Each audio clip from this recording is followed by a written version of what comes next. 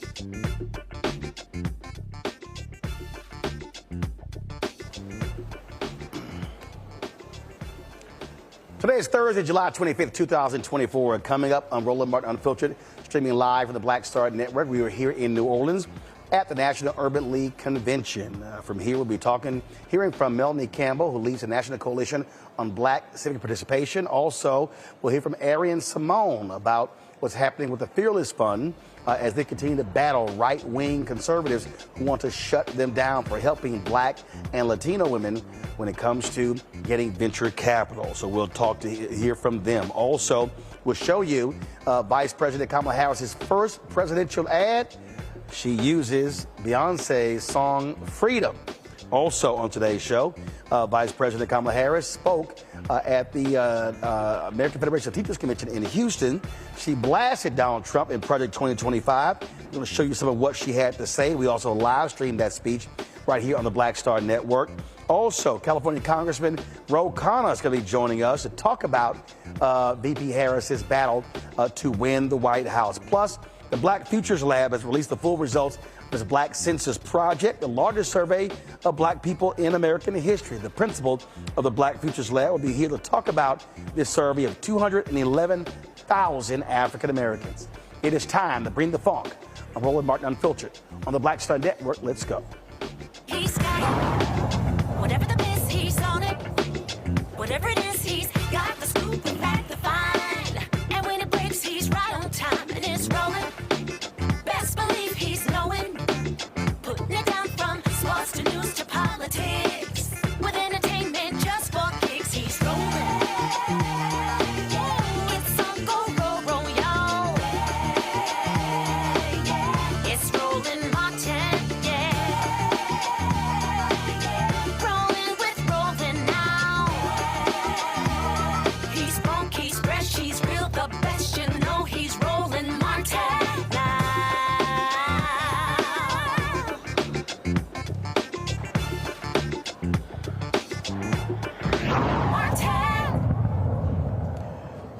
Playing this speech first.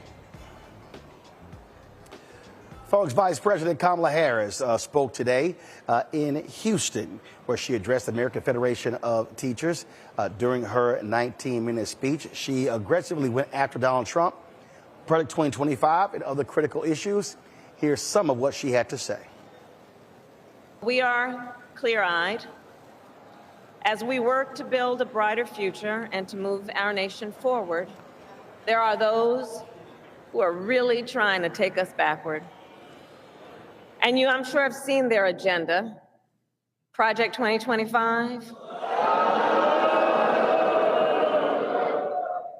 Randy, can you believe they put that thing in writing? 900 pages in writing. So Project 2025 is a plan to return America to a dark past. Donald Trump and his extreme allies want to take our nation back to failed trickle-down economic policies, back to union busting, back to tax breaks for billionaires. Donald Trump and his allies want to cut Medicare and Social Security, to stop student loan forgiveness for teachers and other public servants. And I say to AFT, they even want to eliminate the Department of Education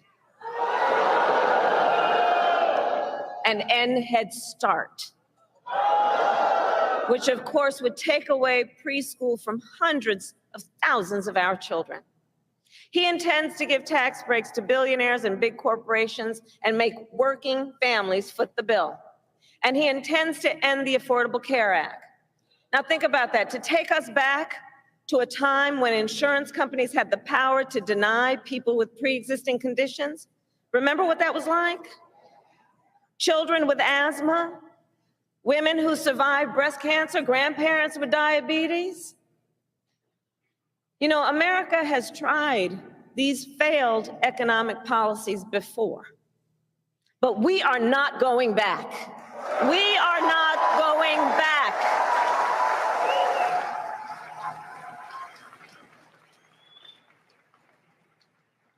No, we will move forward. And one of the best ways to keep our nation moving forward is to give workers a voice, to protect the freedom to organize, to defend the freedom to collectively bargain, to end union busting.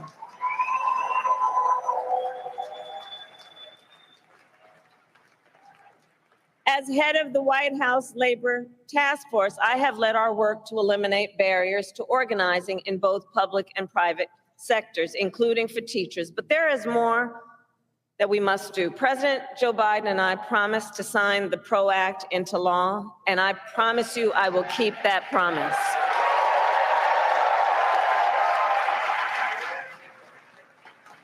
Because when workers join together and demand what is fair, everyone is better off.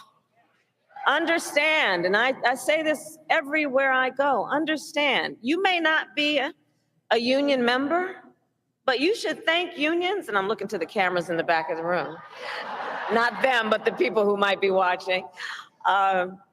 You may not be a union member, but thank unions for the 5-day work week, for the 8-hour workday. Thank unions for sick leave and paid family leave and vacation time.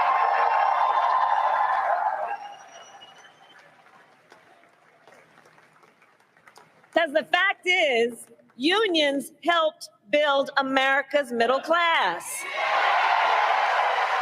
And when unions are strong, America is strong.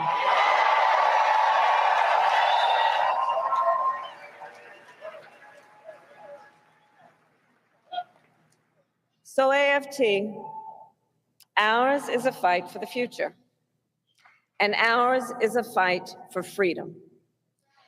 In this moment across our nation, we witness a full-on attack on hard-won, hard-fought freedoms.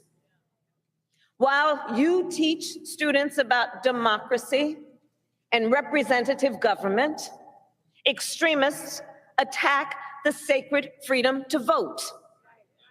While you try to create safe and welcoming places where our children can learn, extremists attack our freedom to live safe from gun violence. They have the nerve to tell teachers to strap on a gun in the classroom, while they refuse to pass common sense gun safety laws.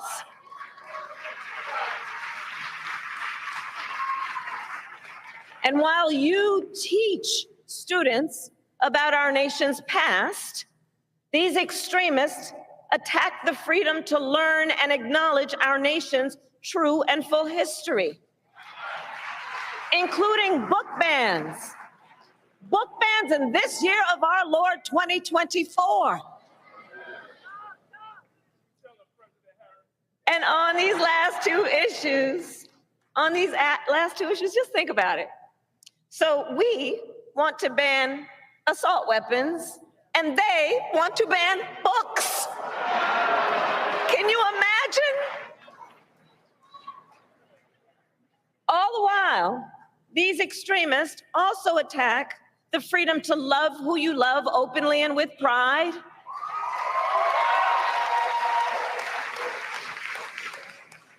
They pass so-called don't say gay laws.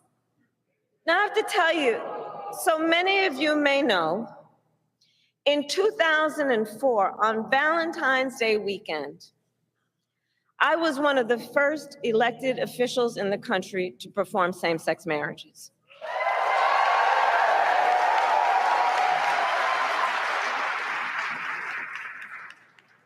So here's the thing.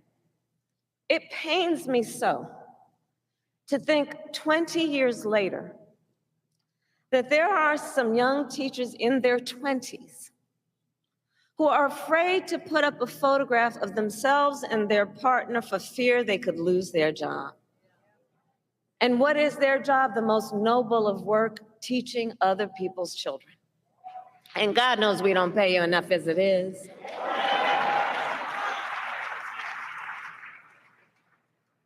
In this moment, we are in a fight for our most fundamental freedoms. And to this room of leaders, I say, bring it on.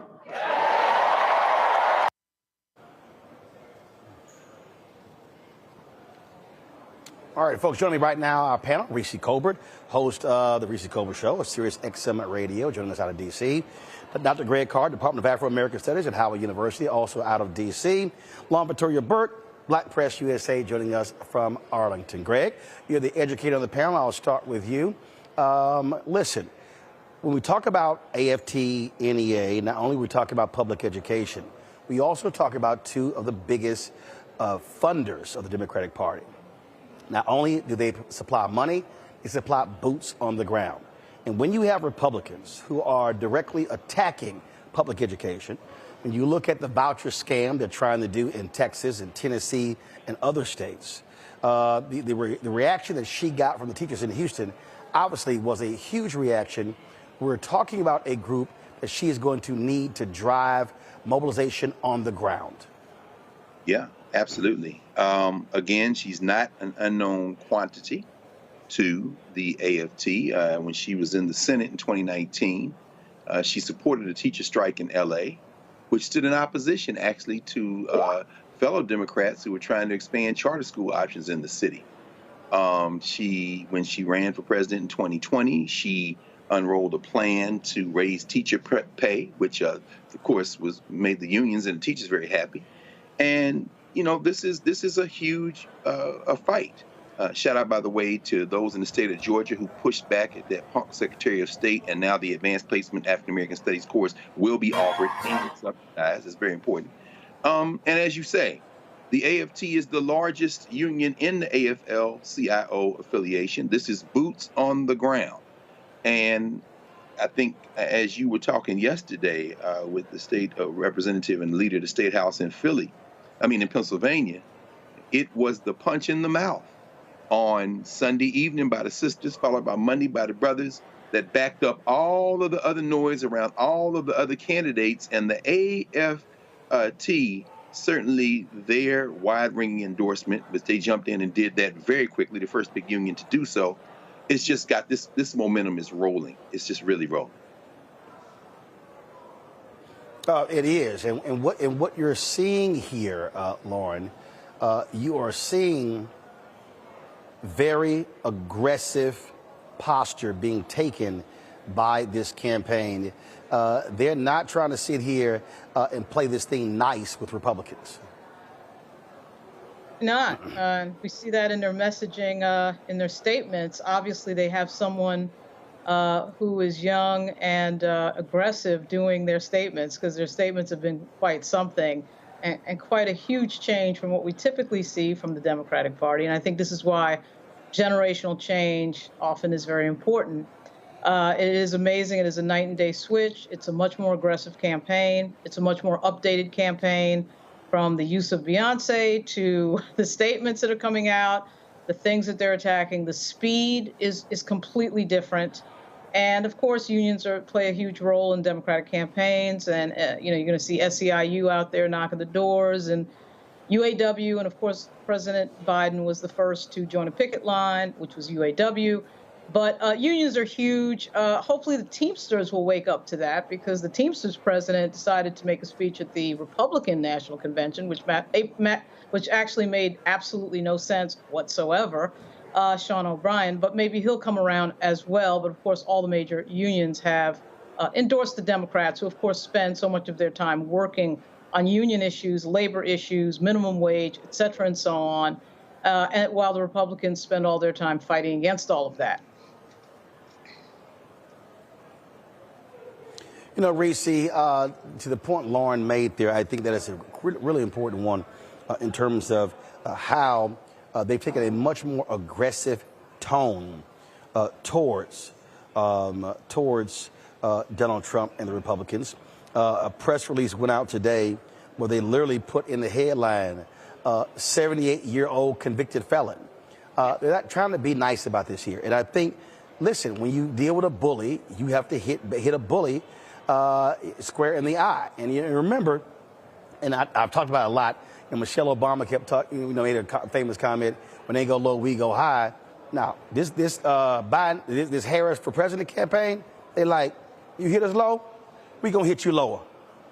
Period. I mean, listen, at the end of the day, what we're seeing now is the same thing that I've been talking about for years. I had to put that in there. In 2019, her whole campaign was really about prosecuting the case. People have looked at Vice President Kamala Harris through the lens of the primaries, which was a lot more difficult to break through when you are dealing with mostly ideologically aligned Democrats going up against the former Vice President of the United States, versus what we're seeing with Donald Trump. She has always had her foot up Donald Trump's ass, if anybody was paying attention. I mean, they played one of her 2019 campaign ads that referred to him as a sexual assaulter, as a criminal, back then, before there were any convictions on the table. And so what we're going to continue to see is that tough posture of prosecuting the case. Donald Trump himself gave them the best soundbite, saying that they're going to talk about how she's a prosecutor and I'm a felon. Yeah, damn right we are. And this is going to be much more of a fight. The gloves are off. She is untethered. She is unchained. She doesn't have to shrink back behind. No shade, I love Uncle Joe, but an 81-year-old white man who, was my friend this, my friend that, and who was, a lot less scrappier than he had been in the past. Now she's running the show, and I love to see the difference in the energy and the difference in the messaging.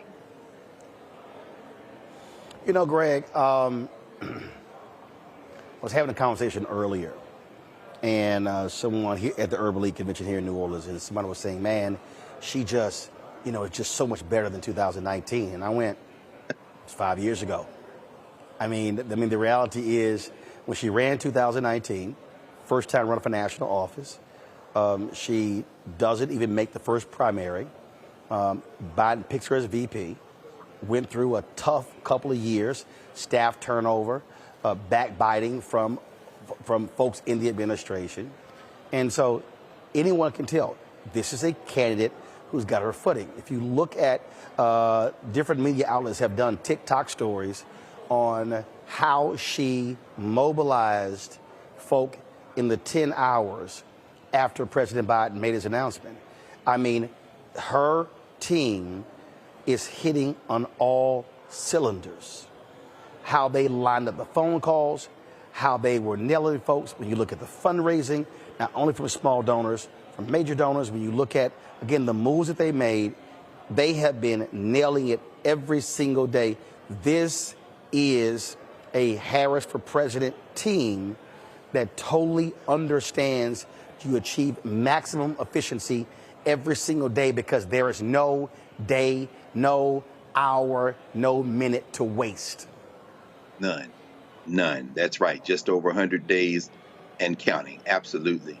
And I heard you, of course, we all did in conversation the other night with Scott Bolden, where you made that very same point. She shouldn't be the same candidate as she was 4 years ago or 5 years ago.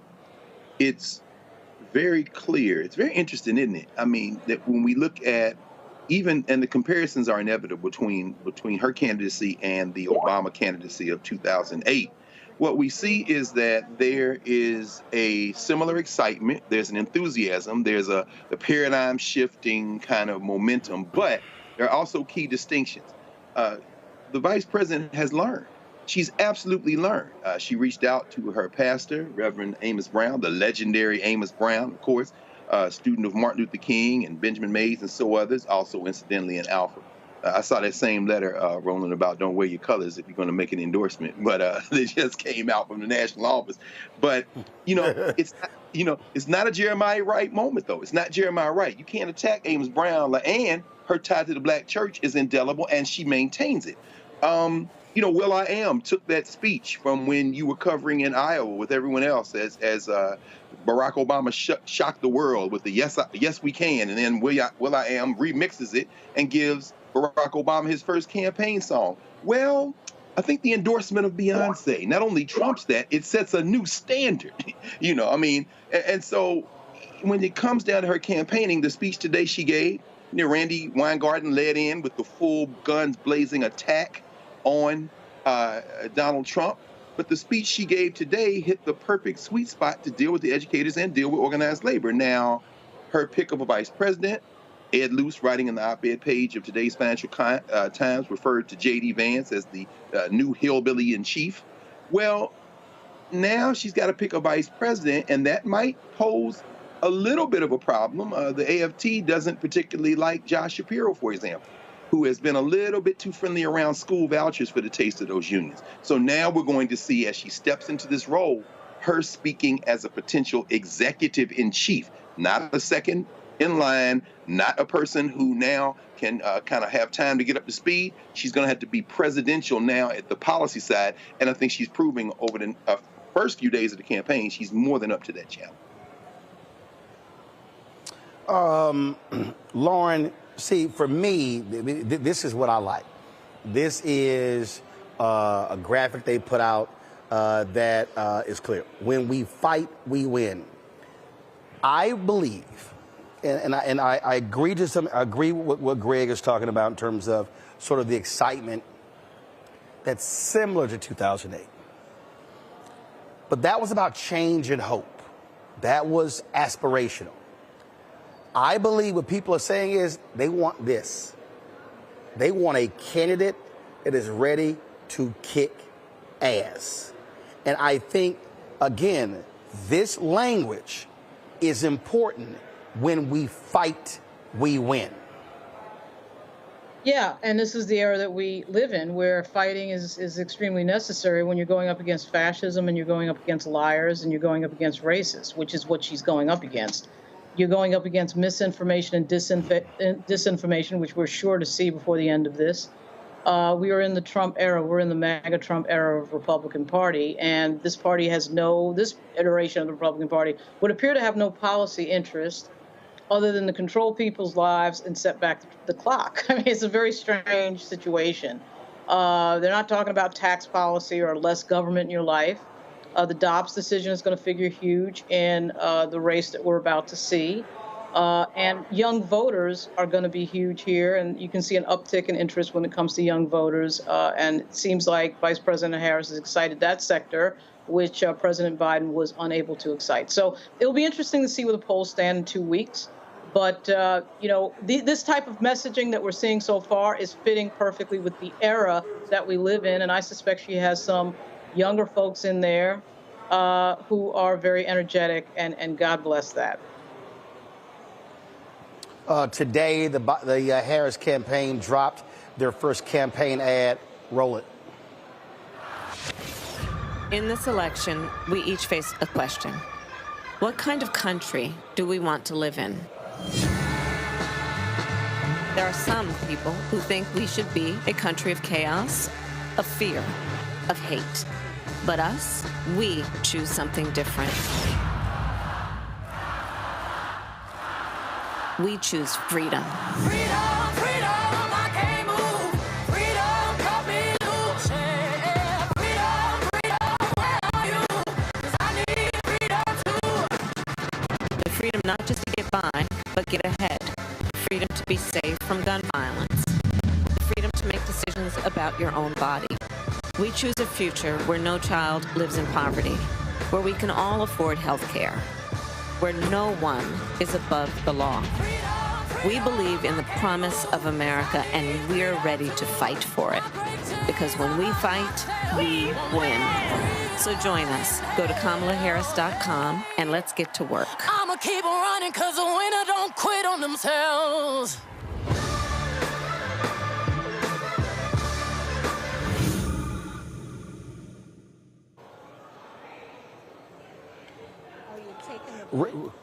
Reese, that is an opening ad. That's a damn good ad. I love that it really does showcase the big tent of the Democratic Party. It gives her some rock star vibes. Lean into it, girlfriend. You are the top of the ticket now. People are coming out to see you, and I love that it really just showcases the range of the policies, the range of the support. You saw people who were clearly different vocations, union workers. We saw multi-generational families. We heard the word poverty. I'm sure Dr. Reverend Barber would be very happy to hear that. I don't know how often we hear that in a campaign presidential ad.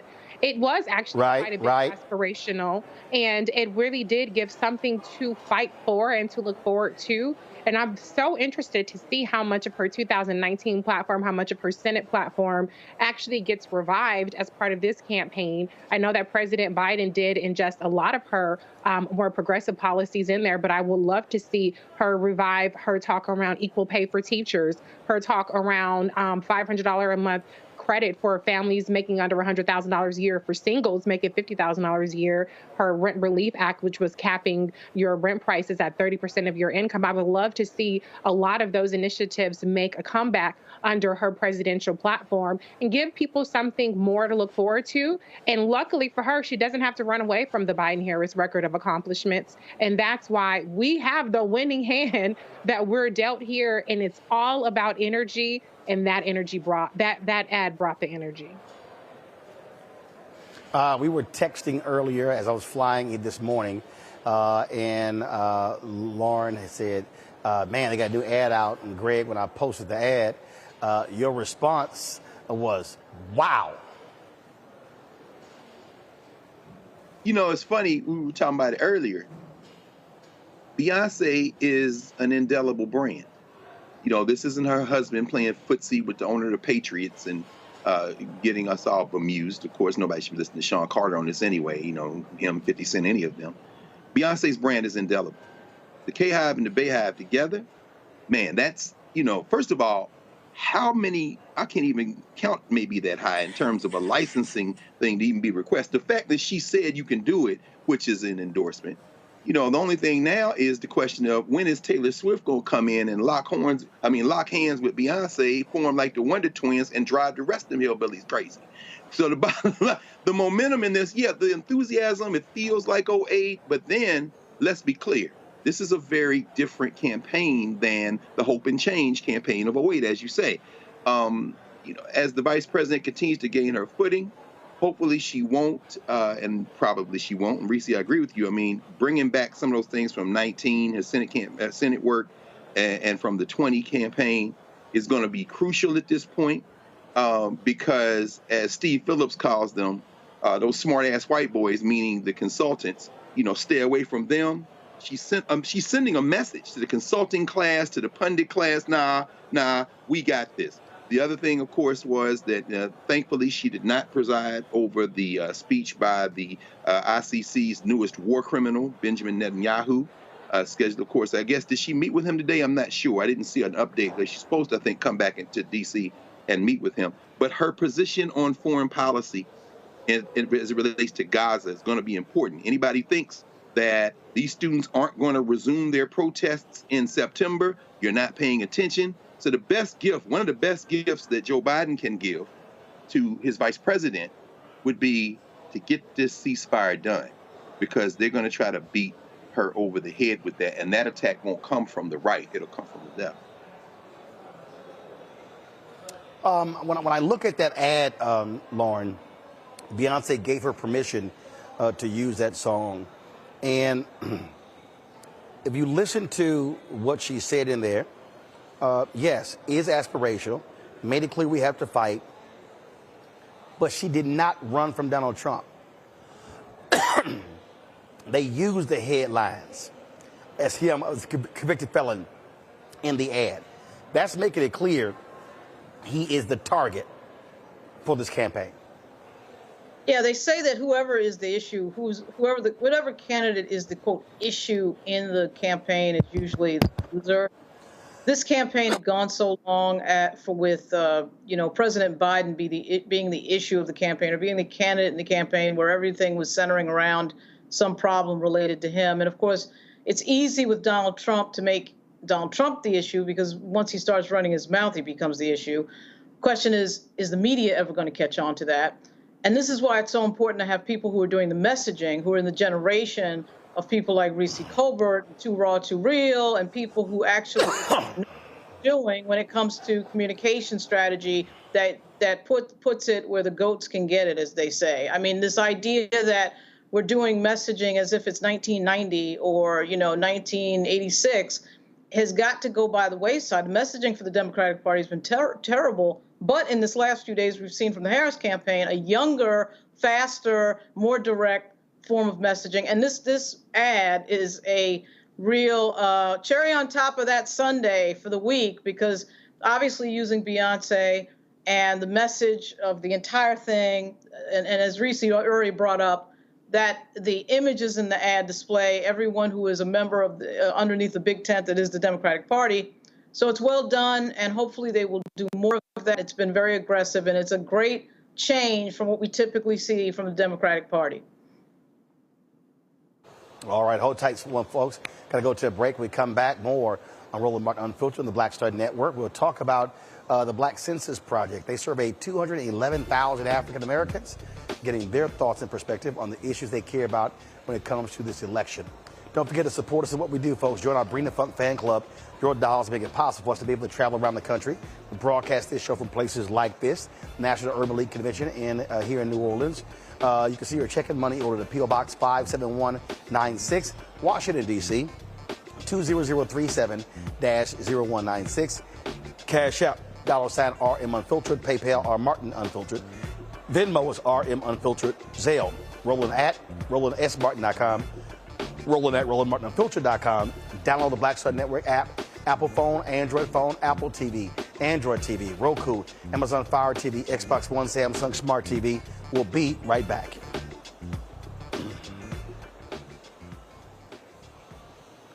Hatred on the streets, a horrific scene, a white nationalist rally that descended into deadly violence. White people are losing their damn minds. As an angry pro-Trump mob storms the U.S. Capitol, we're about to see the rise of what I call white minority resistance.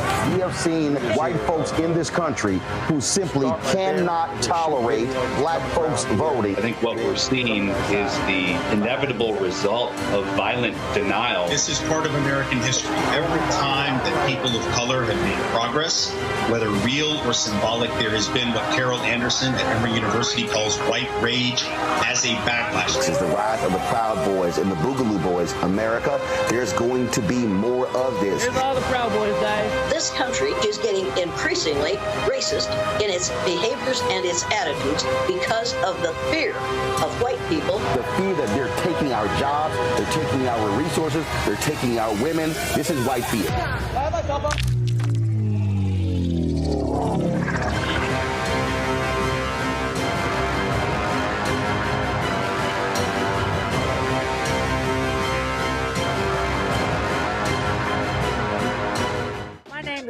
Charles, and I'm from Opelousas, Louisiana. Yes, that is Zydeco capital of the world. My name is Margaret Chappelle. I'm from Dallas, Texas, representing the Urban Trivia Game. It's me, Sherry Shepard, and you know what you watch. Roland Martin on Unfiltered.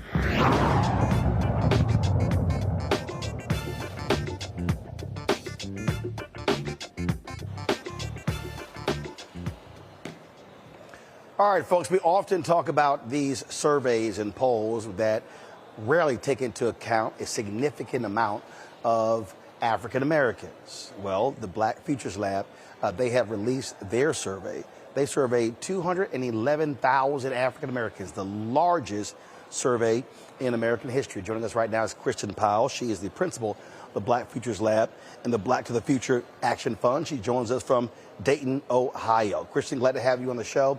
All right, so what jumps out? What are black folks saying they care about? Thank you for having me, Roland. They care about the economy. Black folks, and that's not surprising. Black folks talked about low wages in order to feed and protect their families. They talked about affordable housing.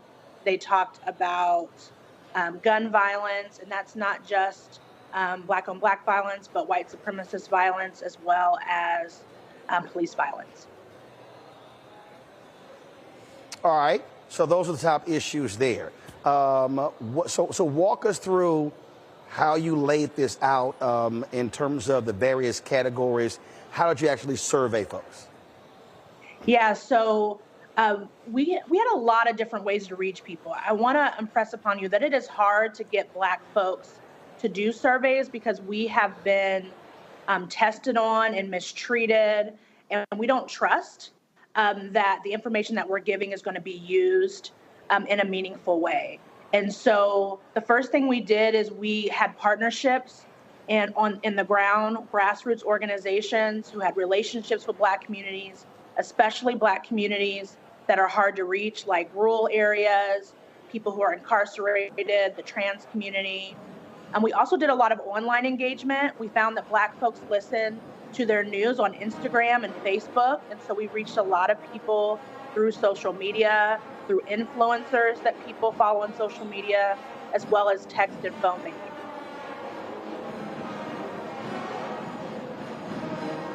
All right, so you're able to do that. As y'all can tell, we're here in New Orleans for the National Urban League Convention, so it's no surprise you got a second line band that just struck up behind us. I'm not sure where they are. So in terms of the issues they care about, they also share thoughts about political parties and candidates. They did. So we asked a few questions about political parties and candidates. We asked people kind of what party that they align with. 70% of people polled said that they align with the Democratic Party. 2% said they align with the Republican Party, and about 23% identified as independents. But it's really important to understand that as we look deeper at the data on those independents, that most of them actually share Democratic values. So the narrative that's coming out that independents, at least Black independents, are up for grabs by either party is not supported by data. What we're actually seeing is that Black folks align with the values of the Democratic Party. However, they have not been delivered for. And because of that, they don't want to say they're Democrats. So instead, they say they're independent and many times don't vote. We also asked Black voters about specific politicians, which politicians they trusted or found more favorable than others. Kamala Harris was actually found as the most trusted federal politician. 71% of respondents said that they trusted her, compared to 5% that said they trusted Donald Trump. All right, questions from the panel. Lauren, you're first. So what, when you talk about independents, how did you know that they were aligned with the Democratic Party? Like, what in the survey indicated to you that the independents were aligned with the Democratic Party? We asked them. So people that said they were independent, we asked them which party do they align more with, or which party do they like their platform more. And most people that said that they were independent said that they liked the platform of the Democratic Party more, but did not want to define themselves as Democratic. Okay, thank you. Reese. The top economic issues. I remember I followed the Black Census Project back in 2019, and some of the things were about wages and rent and things like that. So can you just dive a little bit more into the actual economic priorities of Black voters in the survey? Yeah, so we asked two questions about issues. One, what problem areas do they care most about? By far, low wages was the number one, but people also talked about access to affordable housing, access to affordable health care, affording college. And then secondly, we asked people of policies, what type of policies do you want to address these problems? By far, 97% said that they wanted more funding for higher education. We also heard Black folks talk about more government aid. And, you know, there's the narrative that Black folks just want a handout. That's not true. When we asked them about that government aid, we did some focus groups also to align with this survey. People wanted more funding for their small business. They wanted better schools for their kids. It's not about a handout. It's about we're paying into the tax system and we expect to get things back. They also talked about wanting more wage protection insurance and wanting, they loved the tax or the payment out of $300 a month that they got for their children back in the COVID time. Greg.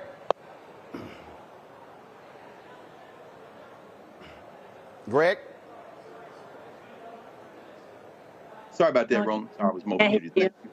Thank you, Kristen. Thank you, sister, for this work. And reading the executive summary, a couple of things jumped out I want to ask you about, just in terms of how you interpret this. As you say, the Vice President Harris is 71% Black folk trust, but in the report it says she was tied with Nancy Pelosi, which I thought was interesting. And, you know, and of course the Democrats were at the top. But when you all asked about confidence in institutions, corporations were at the bottom in terms of what Black folk that was surveyed trust either not at all or very little. Interestingly enough, just above that were elected officials and then the police. So police, we trust elected officials less than the police, and corporations least of all. But the question I want to ask you, I thought was interesting, when you all surveyed us and they talked about, and the respondents talked about support for policy proposals, the percent who strongly or somewhat favor. Those same corporations, when you asked whether or not folks agreed with or supported increasing taxes on large corporations, that number was at rock bottom at 16%. Why, if we don't trust corporations, do we not want them to pay their fair share in taxes, do you think? Yeah, that's a great question. You know, when you do good data collection, sometimes we conflict ourselves, right? Black people have some contradictions. So when we looked at that, just to reframe what he said, Black people by far, when we asked them what institutions do they trust, said that they trusted corporations the least, as well as federal government and the police. But we don't want to raise taxes on corporations. And when we went to our focus groups and also just talked anecdotally to our folks, what we're finding is that there's a lot of rhetoric coming within their jobs, within their corporations that they work for. A lot of our folks, especially in rural and small cities, are working in factories. They're working in places where they're hearing rhetoric from their people that they work with, as well as their bosses, about why they're not getting a raise or why conditions aren't better in their facilities. And that rhetoric is making them think, well, I'm not getting what I need because they're paying too much in taxes, even though I don't trust them. So there's a lot of contradictions there, but I think that happens to come from the environments that they're working in. So what you're saying is that what's happening is you've got folks, they're scared for their jobs. And so the companies are saying, oh, my God, if they raise taxes, we've got to start laying people off, not realizing that the corporate tax rate that is being paid right now pales in comparison to what it was 30, 40 years ago. Also, the amount of money that corporations have parked offshore is one of the reasons why people can't get any wage increases. And lastly, when you talk about these same corporations, these are the folks who, when they got that Trump's tax cut, they made clear they were not giving the money to workers. They used it for stock buybacks. And so I get the average person. I get them being concerned about their job. But the reality is the companies sitting there playing banana in the tailpipe games. Right, right. And one other thing to add to that we found when talking to people about that question specifically is there's also been a big movement in our community to own our own businesses, have our LLCs. And so in the Black wealth movement, we see ourselves as corporations too. And so we also found when talking to higher paid Black folks that they saw themselves in that question and were like, well, I don't want to pay more taxes either. And so there's a bunch of different reasons for that. And that's why we do to understand all those different nuances. And that particular point there, and I've done countless interviews with people, and I've been trying to explain to people how the Black demographic has changed. Right. And what I said is, when you get African Americans, and I'll really start with Gen X. So for me, I graduated December 1991 from Texas A&M University. When my brother graduated the year before me in 1990, he comes out of college with a higher salary than my dad ever made, than my mom ever made. My parents never made more than $50,000 combined. So historically, when politicians, Democrats, are talking about African American voters, they're speaking from the perspective of a social safety net. Well, when all of a sudden, because we were the first generation born post the Civil Rights Movement. King is killed April 4th, 1968. I'm born November 14th, 1968. So all of a sudden, you now have a generation of African Americans, let's say, who graduated when I did. I'm now 55.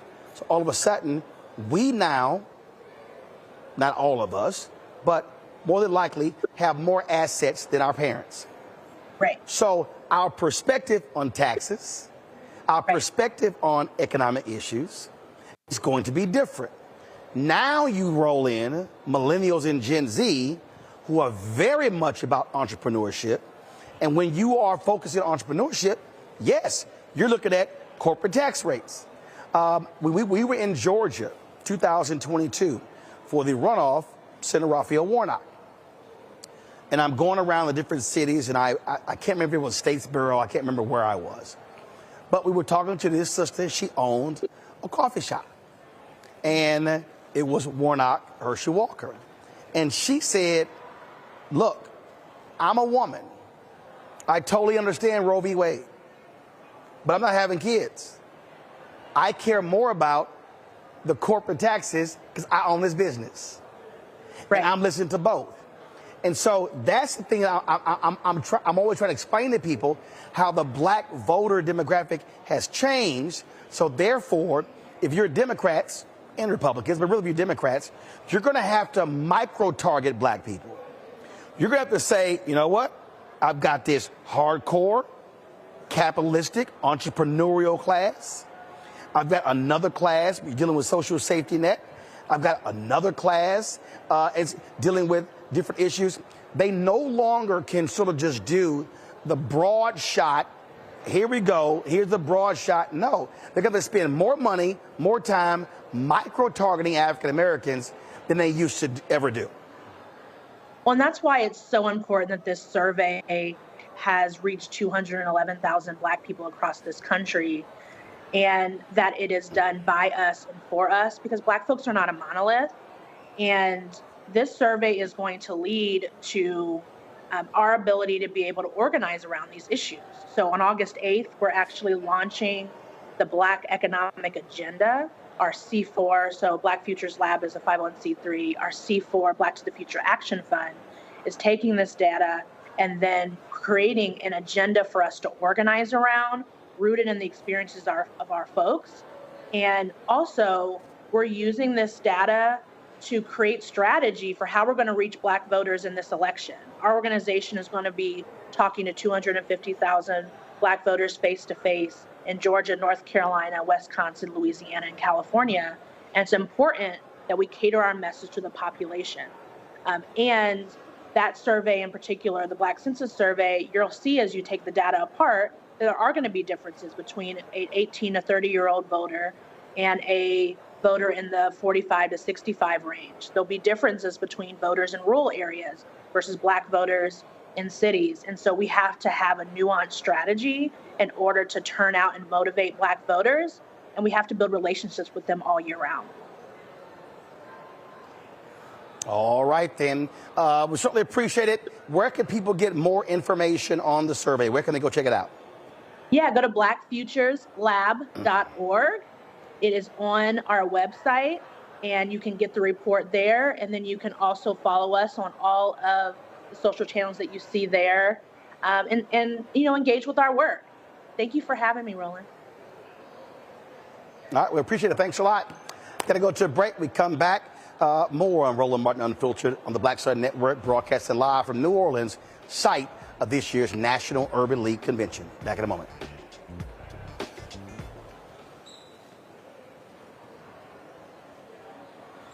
Coming soon to the Black Star Network. I still have my NFL contract in my house, having a case. It's for my 4-year contract. I got a $600,000 signing bonus. My base salary for that first year was $150,000. Matter of fact, $150,000. $150,000. That's what I made, $150,000. Now think about it. My signing bonus was a forgivable loan, supposedly. When I got traded to the Colts, they made me pay back my signing bonus to them. I had to give them their $600,000 back. Wow. Yeah, I was so pissed.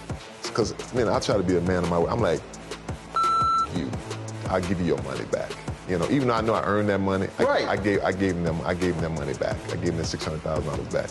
But yet, I was this malcontent. I was a bad guy. I'm about the money. It wasn't about the money. It was about doing right. Because I looked at, because you look at contract. Look at John Edwards. John Edwards was making $1 million, $800,000. I was making $150. I mean, I was doing everything. And I'm like, but yet I got so many letters, you know, so I just play for free and all that kind of stuff. I mean, you don't forget that kind of stuff. Right. That stuff is hurtful.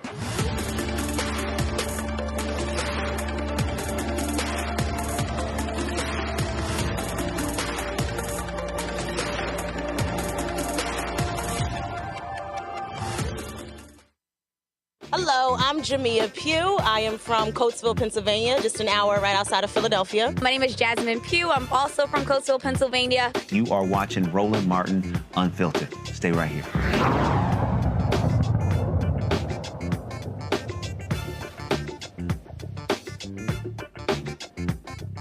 Hold on. Do we have like a wash?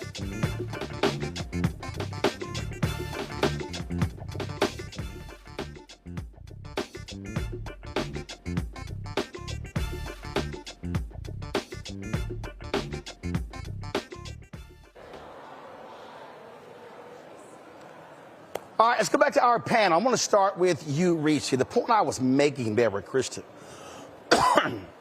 is one I've actually said for a long time, and I don't think Democrats get it. The black voter in 2024 is not the black voter in 2004. It's not the black voter in 1984. It's not the black voter in 1974. And these white Democratic strategists are going to have to understand that the micro-targeting of black voters has to happen.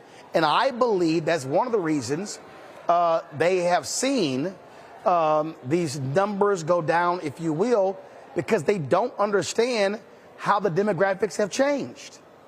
Absolutely. I mean, black voters are not a monolith, and black voters have different socioeconomic priorities, maybe even some different priorities in terms of climate change, as opposed to infrastructure or even healthcare. People who have pensions and healthcare through their job, maybe that's not as big of a priority for them as opposed to inflation or gas prices.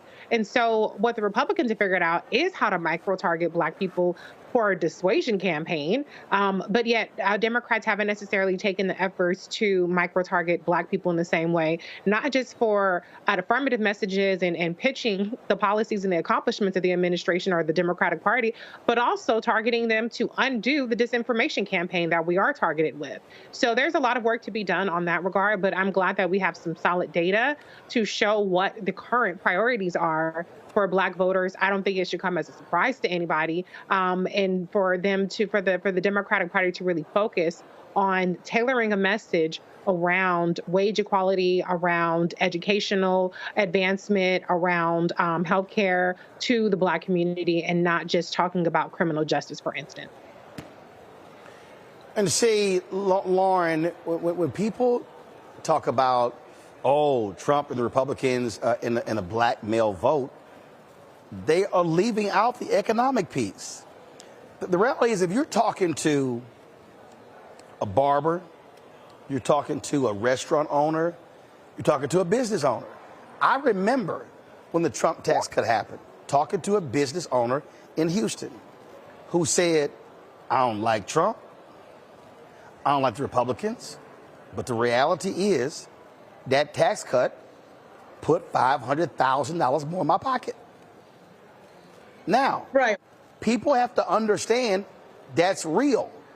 And again, I think that when you start breaking down these different groups among African Americans, when you start talking about those who own companies, their views are going to be different than non-owners. Yeah, well, the Democratic Party, makes its decisions, generally speaking, on spending on voters based on what group of vendors they really actually want to fund rather than what group of voters they need to come out. And certainly when you consider that black women and black men are number one and number two in terms of dedication and reliability with regard to voting Democrat. You would think that they would be investing a lot of money into Black voters, but it's amazing how we wake up and find that the money is invested in Nikki Haley voters that they're trying to convert into the Democratic Party, or Donald Trump voters that they're trying to convert into the Democratic Party, which is an extremely expensive voter, if you even get that person, which is highly unlikely.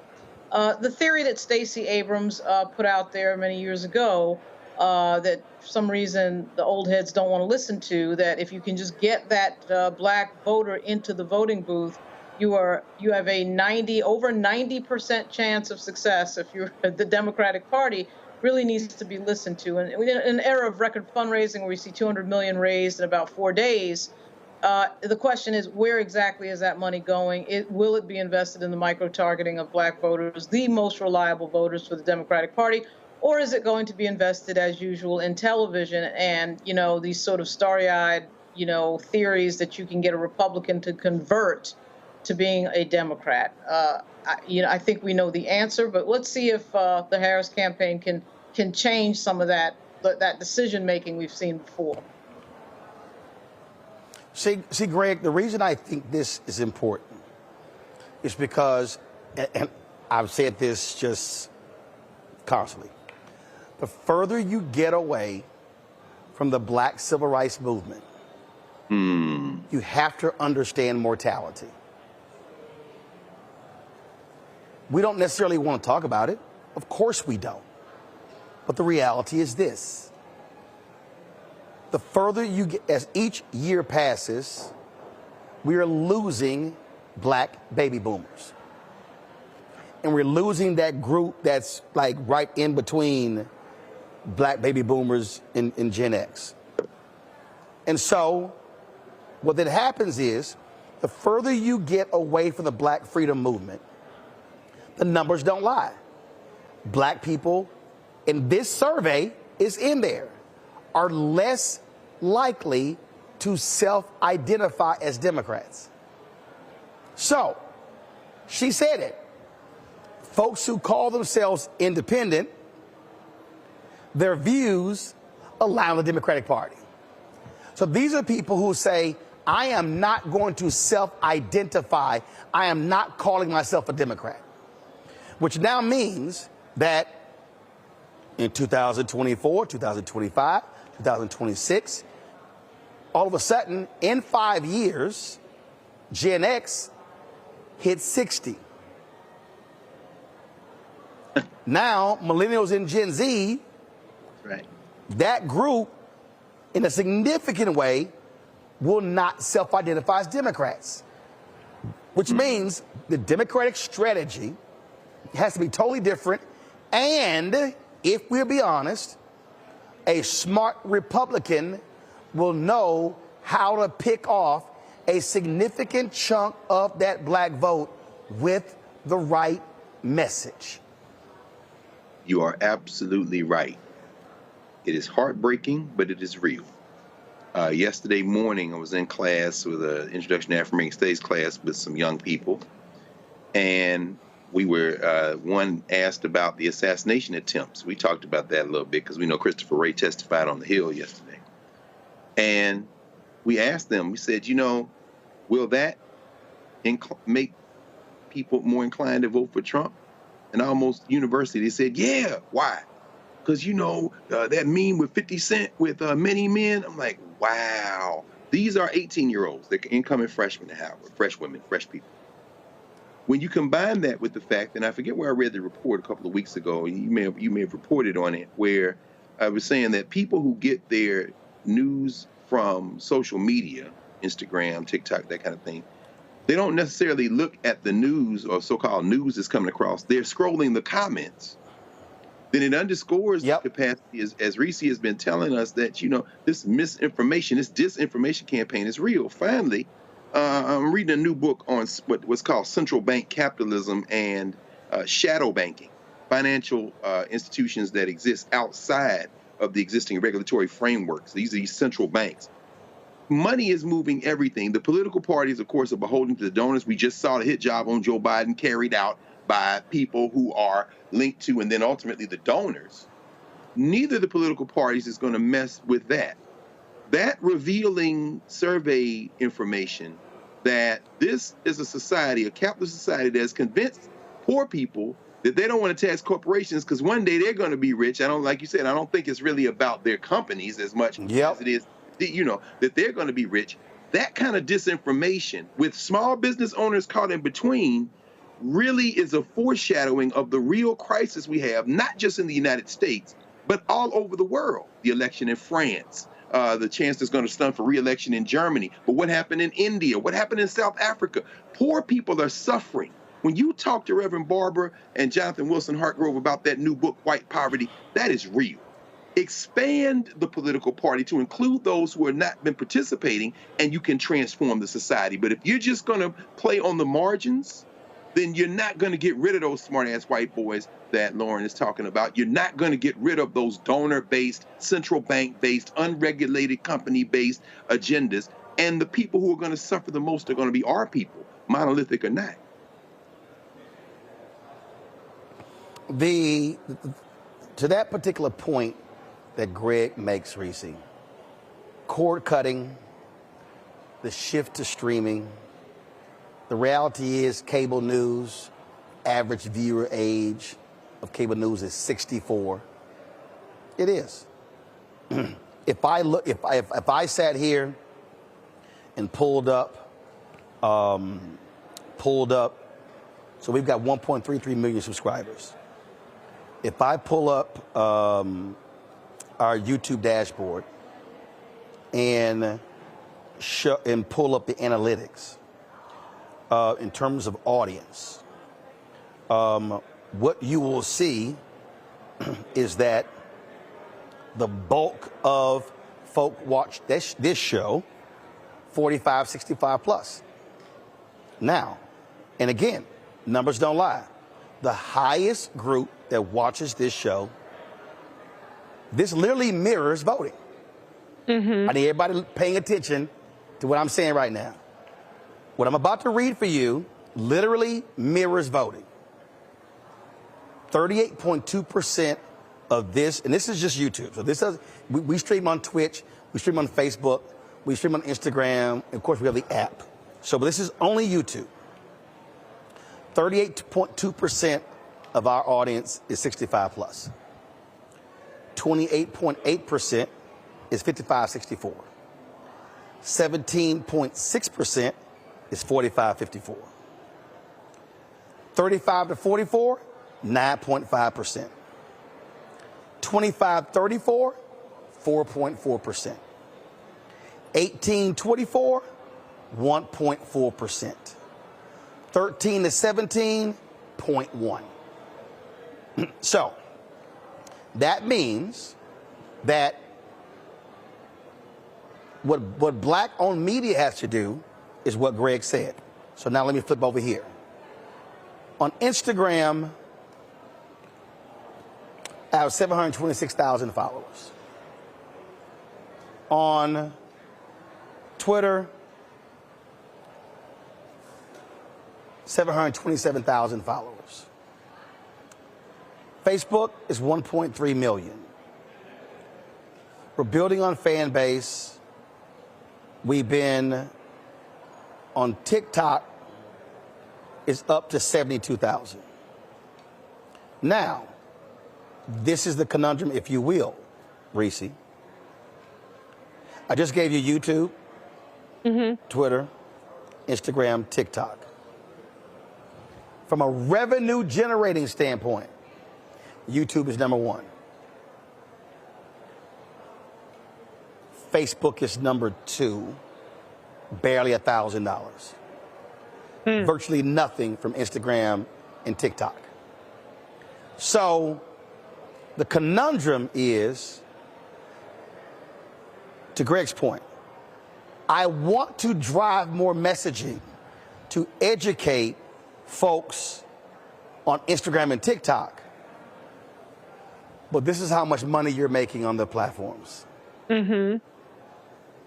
So people have to understand we're in an information battle, but if I spend a ton of time driving content to Instagram and TikTok, there's no business.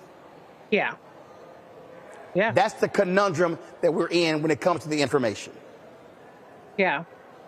Well, I mean, that's the information infrastructure, and that's the investment or lack thereof in the information infrastructure that exists. It's a lot cheaper for chaos agents, Republicans, whoever the case may be, to sit up there and pay a couple $1,000s for a troll farm and bot farm to push out their message in the hope that it gets organically picked up by people who are foolish enough to believe disinformation, than it is to invest in the actual program and making sure that you invest in a staff and in production quality to drive the message home.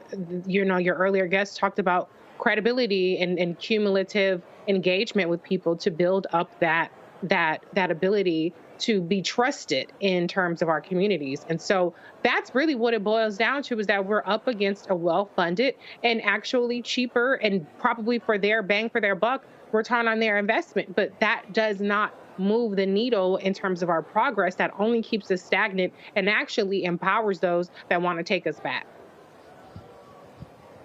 Yeah, and so for the folks who are listening, you have to understand the economies of scale. You have to understand what drives the business.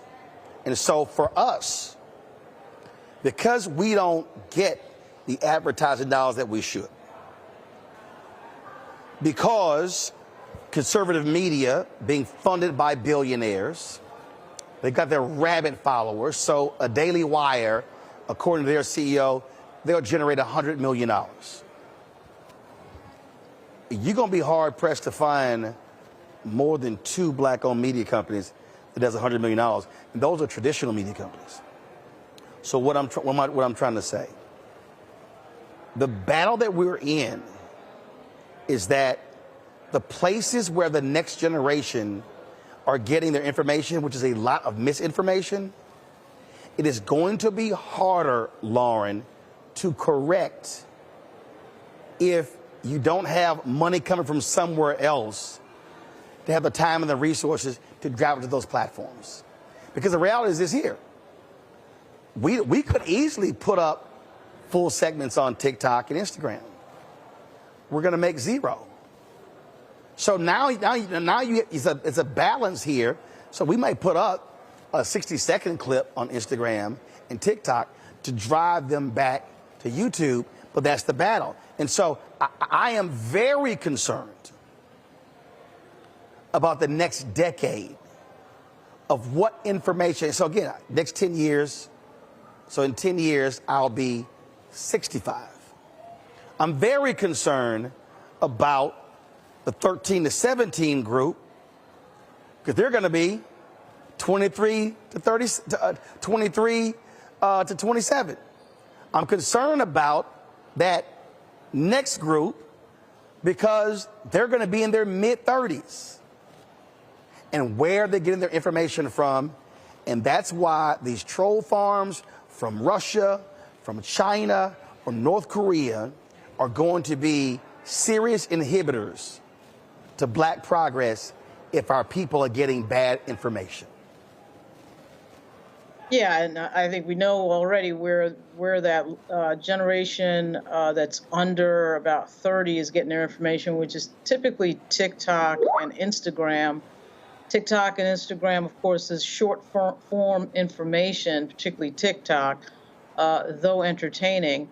And, I don't want to totally bash TikTok. I mean, you can actually learn some stuff. I've learned a lot of guitar on TikTok and also, too, about cooking. It's an interesting thing. But when it comes to information that requires some nuance and some depth, obviously it's problematic.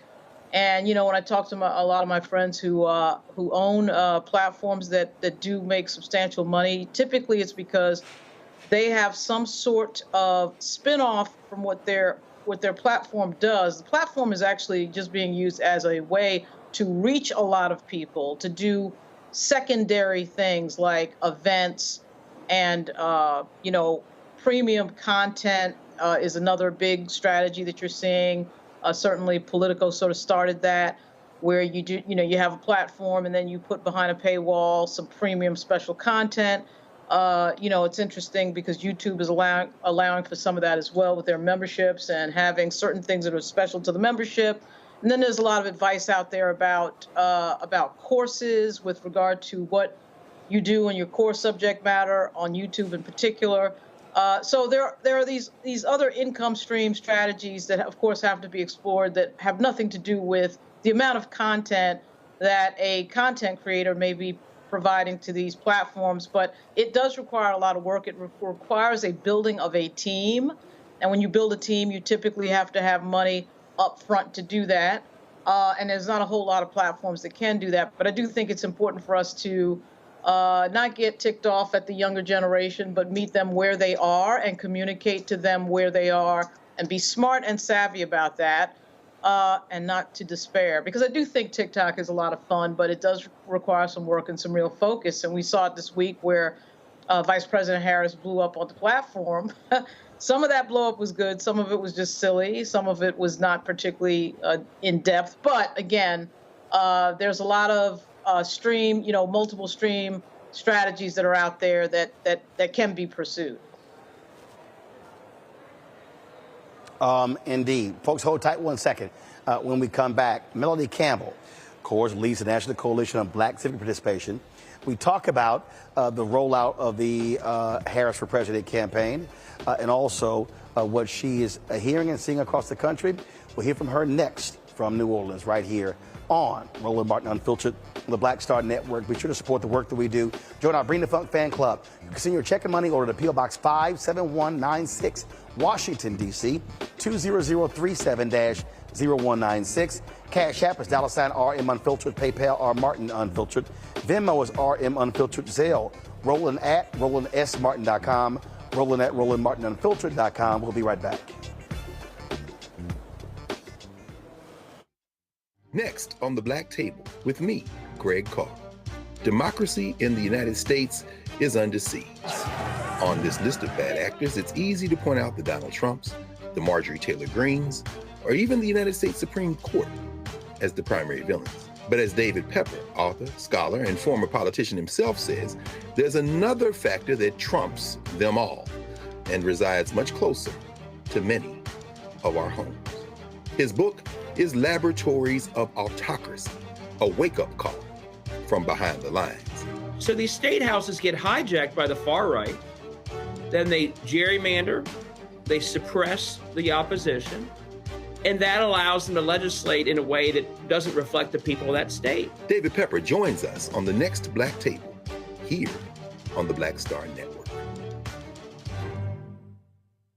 What's up, everybody? It's your girl, Latasha from the A. And you're watching Roland Martin Unfiltered.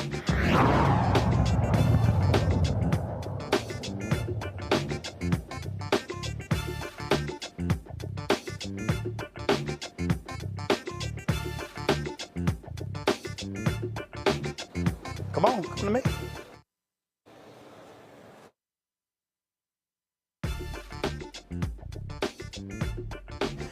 We've been live streaming events all day. You can go to our YouTube channel as well as Black Star Network to check it all out. A little bit earlier, after the women's luncheon, I chatted with Melanie Campbell, President of the National Coalition on Black Civic Participation, about the rollout of the Harris for President campaign. Here's our conversation. Melanie Campbell, you've been in and around politics for a long time. And we know how 2008 was after Obama won Iowa. Yes. Black folks were before. Wasn't sure. But it changed after Iowa. What do you make of what we have witnessed since Sunday afternoon when President Joe Biden, when he announced that he was not running for re-election, but then 30 minutes later, the moment he said he was endorsing Vice President Kamala Harris? Well, you know, Roland, for the last like 2 or 3 weeks, right, black folks were like, we riding with Biden, right? But if howsoever, if he decides, God spoke to him, I believe, and said it's time to step aside, it better be Kamala. So So what I think happened, what I felt happened, even in my own personal experience of it, Right. it was a gut punch to see that letter, because we thought we had turned the corner. Right. That things were happening. And as I mentioned to you, I was with my brother, my one and only brother, who's very cynical. And we both were like, oh my God. But it was like a dam broke of all of the feelings of anxiety and in some cases, honestly, fear about what could happen, right? Like, my generation will be all right. But we know with where this was going and could still go, it's not over. It was about taking us out, right? And so it felt like there were people who were walking like the Walking Dead, and then all of a sudden they get the antidote, and they woke up and like, what's going on? Where have we been? What day is it? What year is it? It was like got a defibrillator, and like boom, and boom, you came back. And everybody. Here's what I also think happened. So I had this journalist hit me, and he was like, see, you kept talking about that was going to be a civil war. It didn't happen. I said, no, what you don't understand is we laid that groundwork. I think here's what I think happened. After that June 27th debate, and we saw how that thing was going, black folks were like, okay, act a fool. If you want to. I remember you called me. You like, act a fool and skip the system. And I think in many areas, we made that real clear.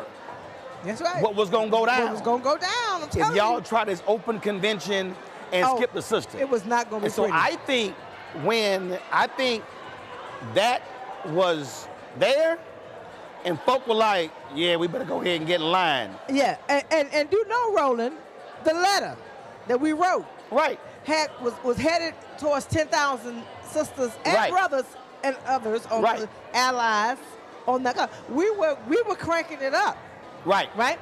And so we were ready. So Sunday could have gone a whole different direction. It very much would have. I'm gonna tell you, it would have. Right. That call would have been about, oh heck no. If he had endorsed Vice President Kamala Harris. Yes.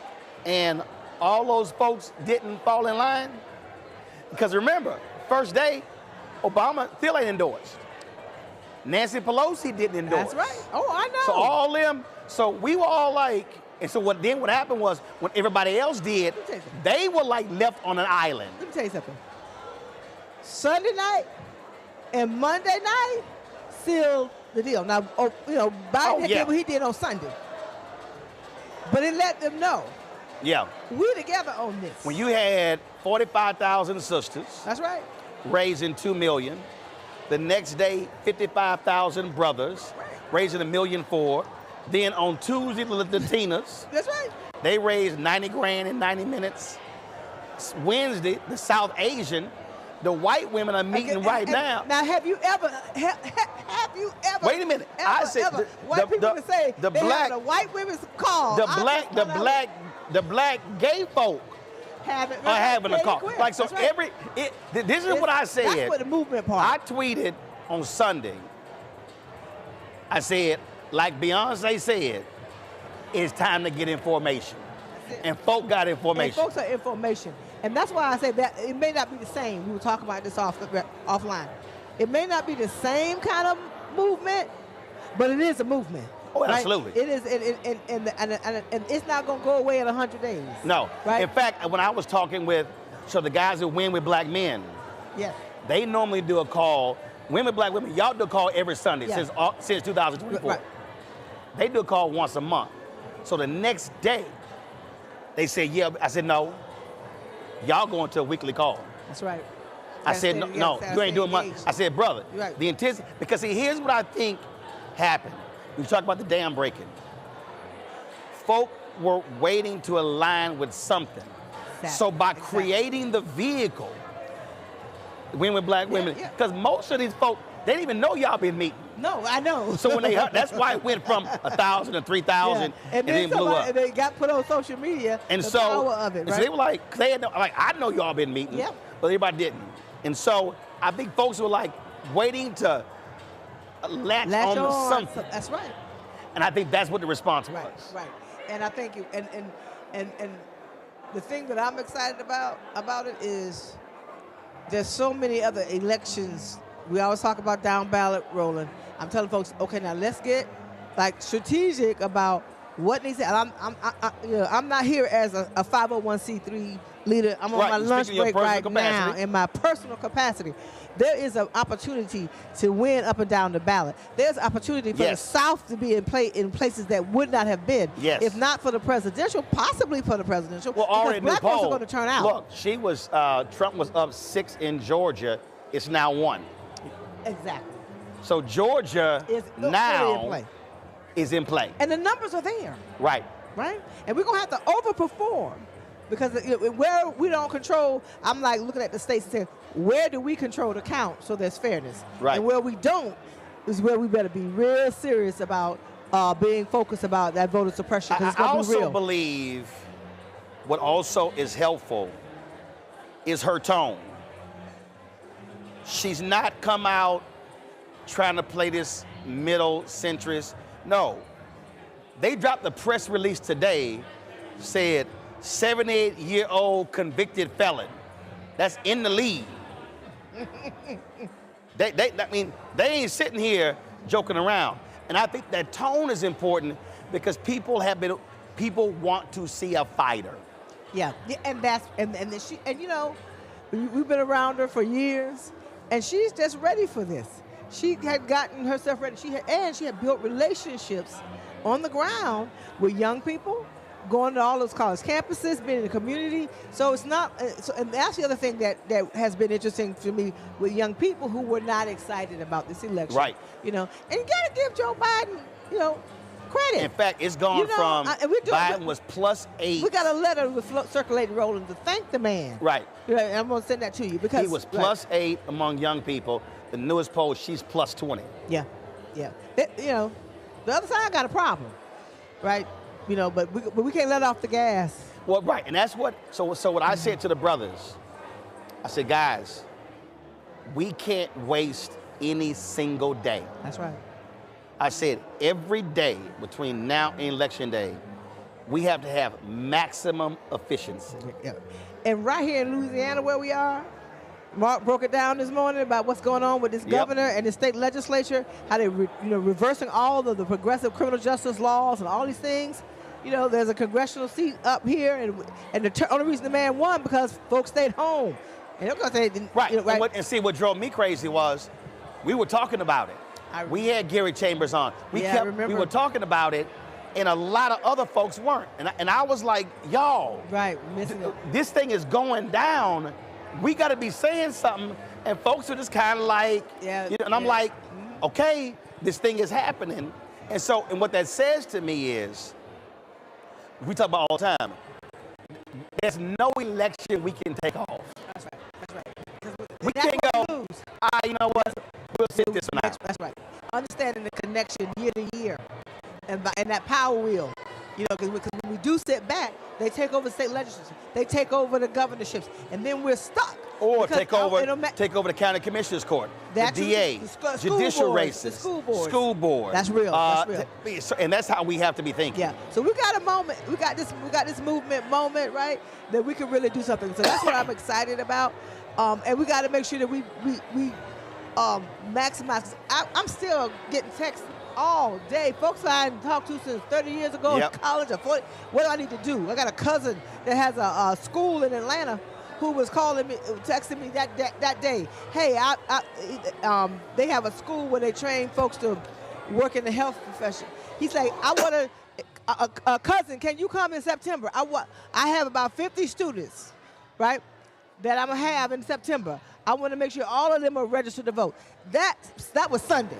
So those are the kinds of things that are happening. We grab a hold of that and give folks something they could do right there in their own community. Flying here, I had 8 brothers stop me in the airport. 7 of them were on the call. I'm talking about the moment I hit the airport, the moment I got here.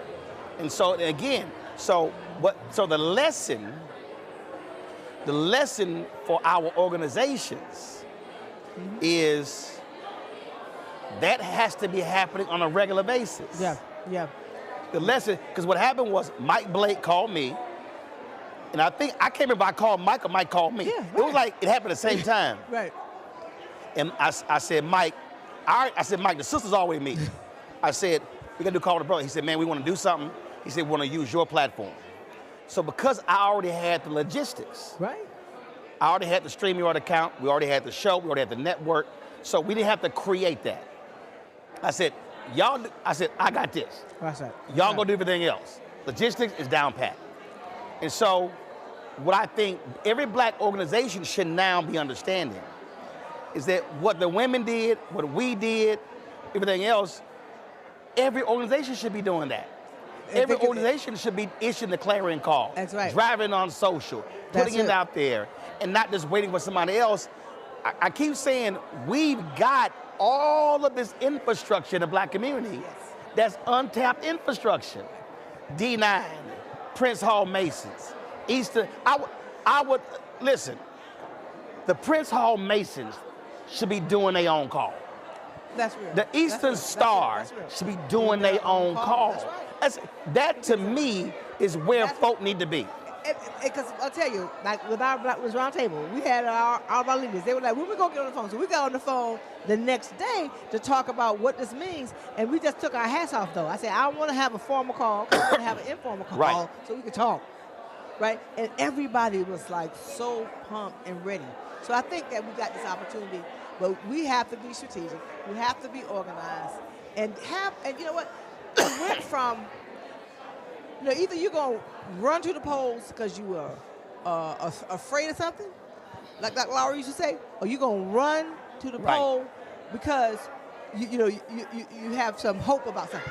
I think it's both, because it's the reality that we know what this was at stake. Right. And it was like you felt frozen because, you know, that debate and the way they treated the man. And see, black people didn't like that either. Right. Right. We don't like unfair. Especially how the Democrats were trashing their own. Right. It's like y'all eat each other for lunch. I'm gonna go back to what we were just talking about. Some folk might get upset, I don't really care. What happened on Sunday with the brothers, so Mike Blake was with Kairos, Quentin James with Collective Pack, Khalil is with Win with Black Men, Bakari is a commentator, I'm Black Star Network. We all came together. We all understood what we all brought to the table. Do the assignment. And I'm gonna say this, and I ain't got a problem. The only, since we launched this show,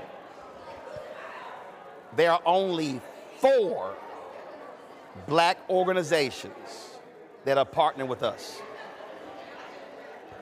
And I'm talking about, that's spending money. That's saying, we want to do this.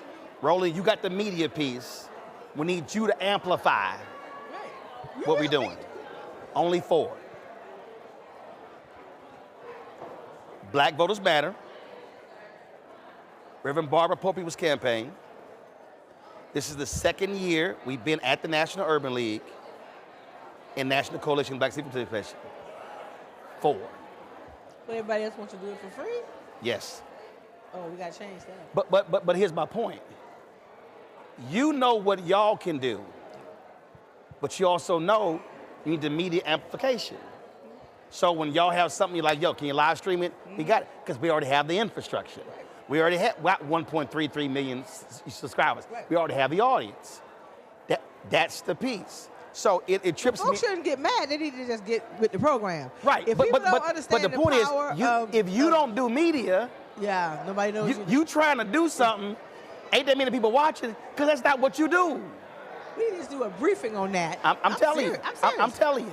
When I have my next membership meeting, which I don't have one this year, but I want to have when I have my membership meeting next year, right, it'll be in Black History Month. I want you to come, because we got to know how, because even if all that we think can happen happens in November, we have to stay organized, or history teaches us what's going to happen. Right. You know, because this time I told people, I said, it wasn't about the pendulum swinging. They were knocking the pendulum down. Right. It was not going to be a swing back. Right. Right? Which means, that's why I was talking about we won't be erased. Right? Hey, y'all, they Right. got to take us out. And They're see, not trying to say, we just going to, do this. No, they're like, we are going after every Right. artery of upward mobility. Yeah. So you all are so crippled, you won't be able to come back. And that's the thing. So somebody's watching, is probably saying, oh man, you being self-serving. No, here's what they're missing. What happens is we do stuff, then we like, media didn't cover it. Nobody showed up.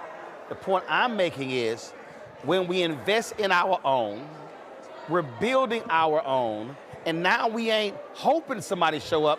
We know it gets covered. Reverend Barber told me something. He said, Roland, every time you amplify us, the other media call us. That's it. That's the thing I'm trying to get our folk to understand. You don't remember telling me, you may or may not remember telling me this, when I was like frustrated, just like, I can't get, and you said, you got to make your own media. Yes. I know how to make my own reels. When I'm on my own, and I got to, if my congresspeople not around, I learned, if you want somebody to know, just put it out there. There you go. And that's a part of it that I want to tell you, thank you. Because I was like, I don't need to know all that. That's what the congresspeople, I know how to do my own. And I was like, tell Melanie, the story as much as you can real time. I was like, Melanie, y'all got to be posting more. Yeah. Posting more videos. Yeah. And again, though. How do you think? How you like our new stuff? I know. I've been watching it. Okay, but that's what I'm trying to get our people to understand. Yeah. We're waiting for other folk to show up. When it's like, no, you have to create your own ecosystem where, and I get it, they want CNN to show up, want MSNBC to show up. You might get 90 seconds. You might. As opposed to, we can spend 10, 15, 20, 30 minutes on hour. Yeah. That's the thing. So folk need to realize the Black Men's Call, the reason that thing worked the way it did, because the five of us was, and then all of a sudden, other people like, well, can we partner? Can we partner? Can we partner? We're like, yeah, you can partner. But here's what also happened. We told everybody, folk, well, can we be as a co-host? No. Because the flyer can't have 50 names. You had done, it was done. I said the flyer can't have 50 logos. We'll put you on the website.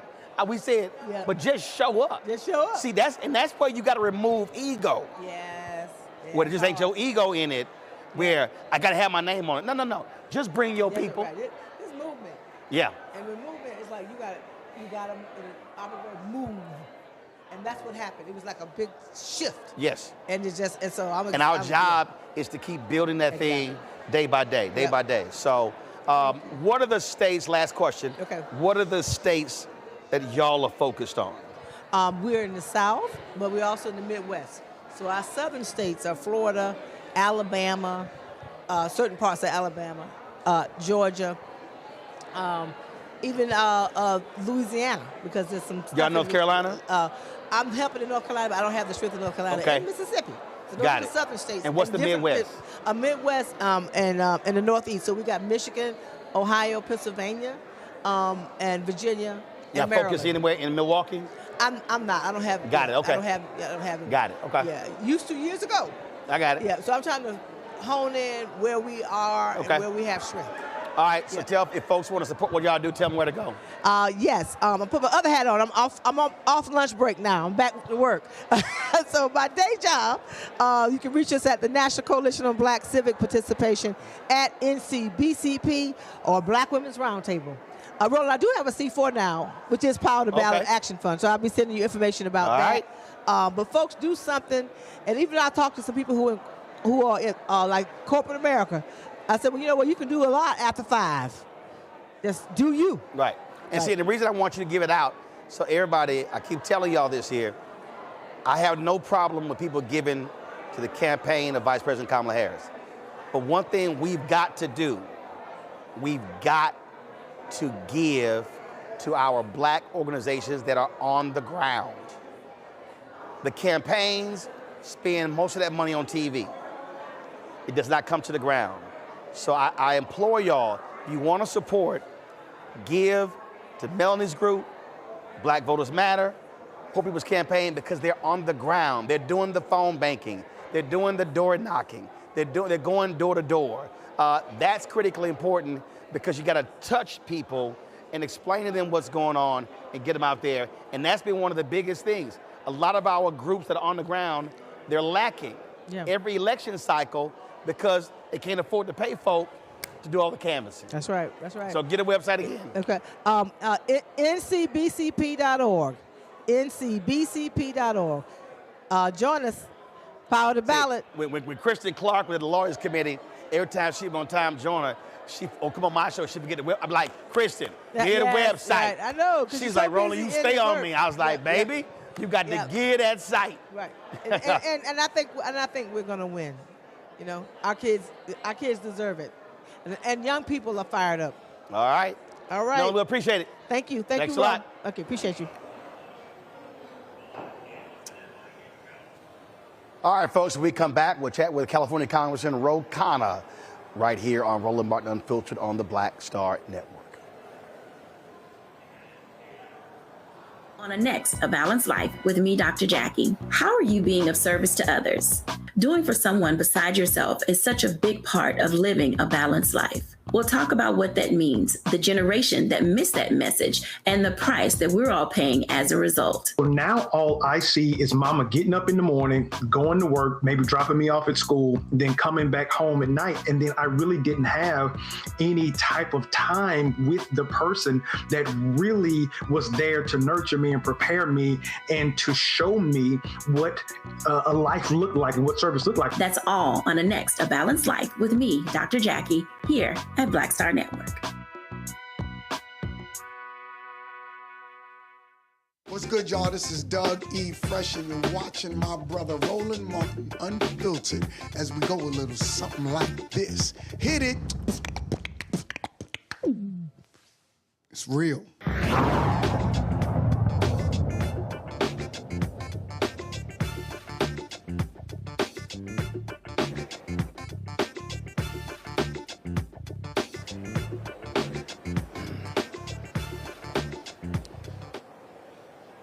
Folks, Vice President Kamala Harris has pretty much locked up the Democratic nomination for president, and members of Congress are lining up behind her. Well, of course, she was a longtime California official, United States Senator, Attorney General, and also DA in San Francisco.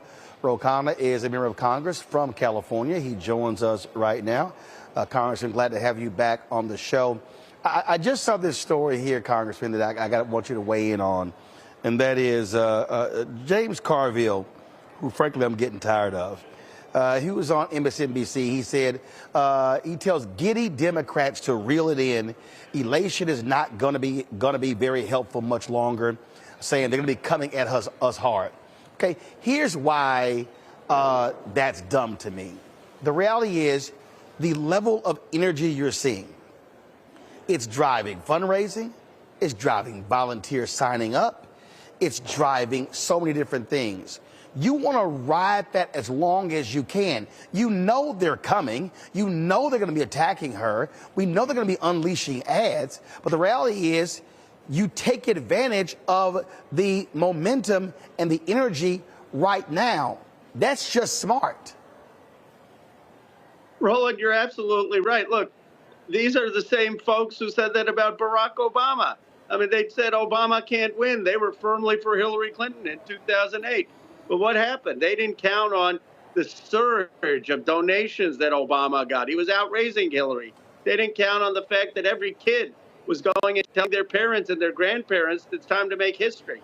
And look, I'm not comparing anyone to Barack Obama. He's in a league of his own.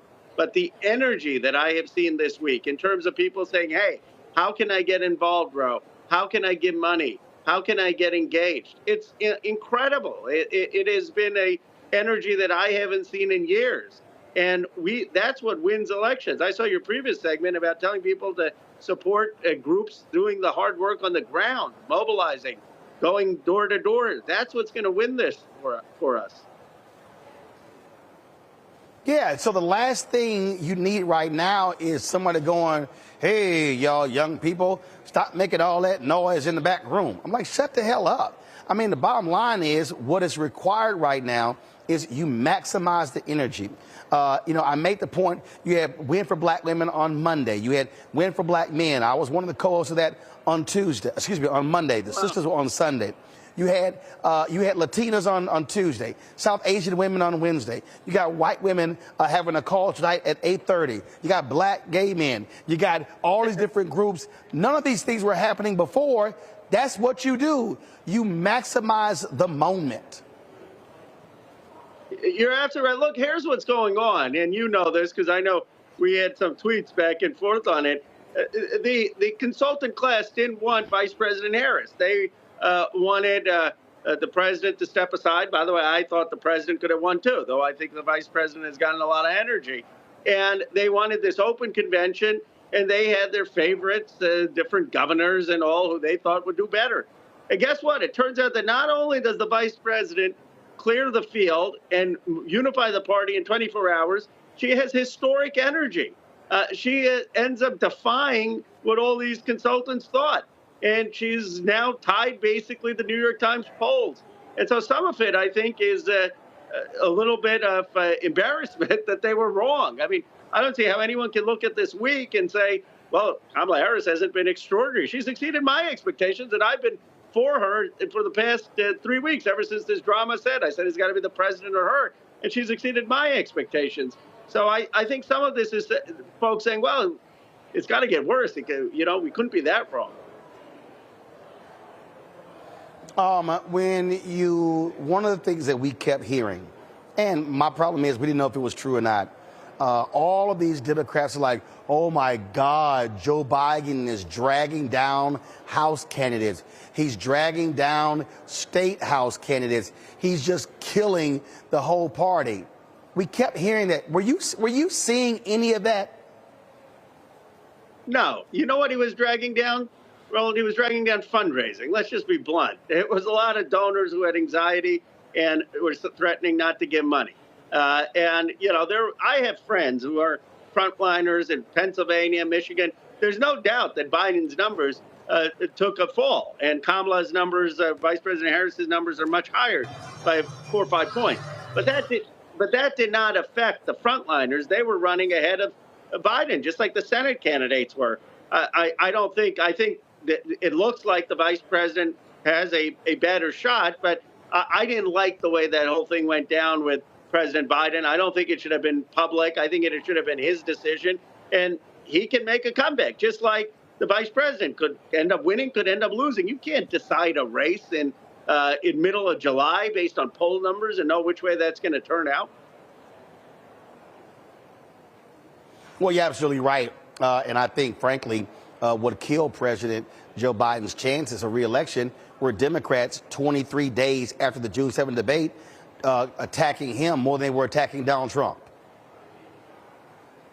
You're right. And that's what the president said. He was very graceful, but he said, I'm bowing out not because I don't think I deserve a second term, not because I don't think I can win a second term, but because of party unity. Well, what does that mean? I'm bowing out because half my party has decided to attack me because I had a bad debate. And it's a shame that happened. But, Roland, whatever happens this time, and I do believe that Vice President Harris is going to become President Harris, but we need to have a serious conversation about making sure that never happens again.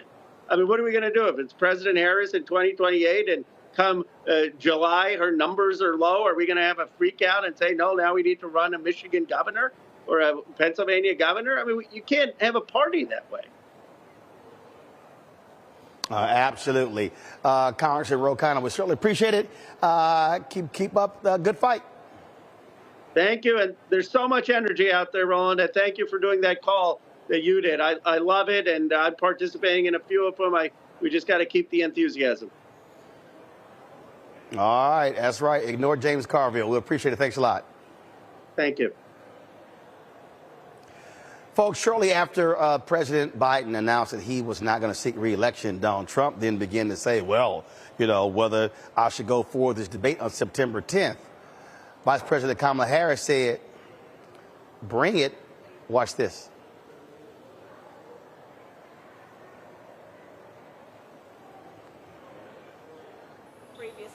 And that's the tweet she posted. Guys, roll a video. He agreed to that previously. Now it appears he's backpedaling, but I'm ready. And I think the voters deserve to see the split screen that exists in this race on a debate stage. And so I'm ready. Let's go. Will you do it?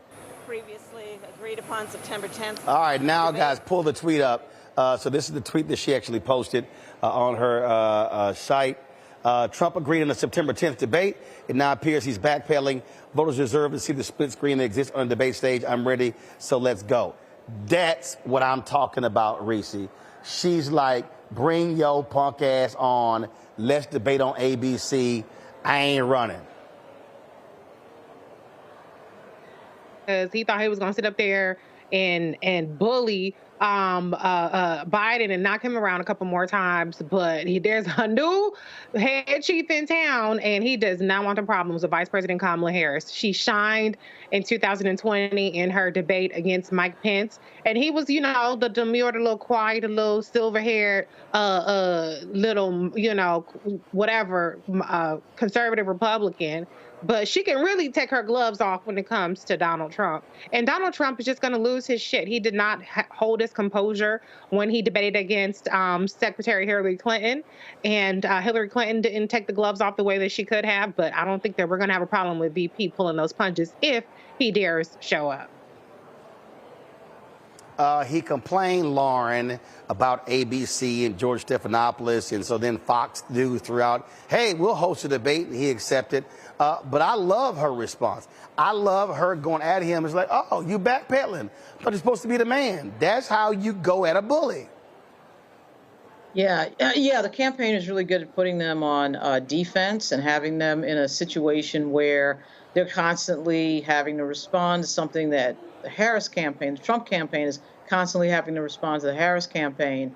So that putting them in that defensive posture, knowing full well that they're having a lot of trouble messaging against her specifically, which is pretty, it's pretty obvious that they were going to have a big adjustment. They had really geared their entire campaign against President Biden and everything, the merch that they were selling, the hats, the whole thing, and now they have to make this entire shift, including the fact they're now running against a woman, a black woman. Now all of a sudden they've got a problem because they have to calibrate for that, and they're totally they're just on defense. Trump campaign is on defense. I'm sure we'll get some whiny sort of communication on social media from President Trump a little later. But in a one-on-one setting, this is going to be very interesting because she is really good at, as most prosecutors would be, she's good at making an argument, and she's good at getting someone back on their heels, and you can see it in the messaging this week. Greg? Yeah, I agree with everything's been said. You know, we really are in uncharted territory. They're racists. We know that. And not just the Republicans. One of the reasons that the swamp creature Jim Carville is having so much problem, these buzzwords that keep coming out, you know, hey, it's because you can't control it, you see. This isn't your father's Democratic Party, sir.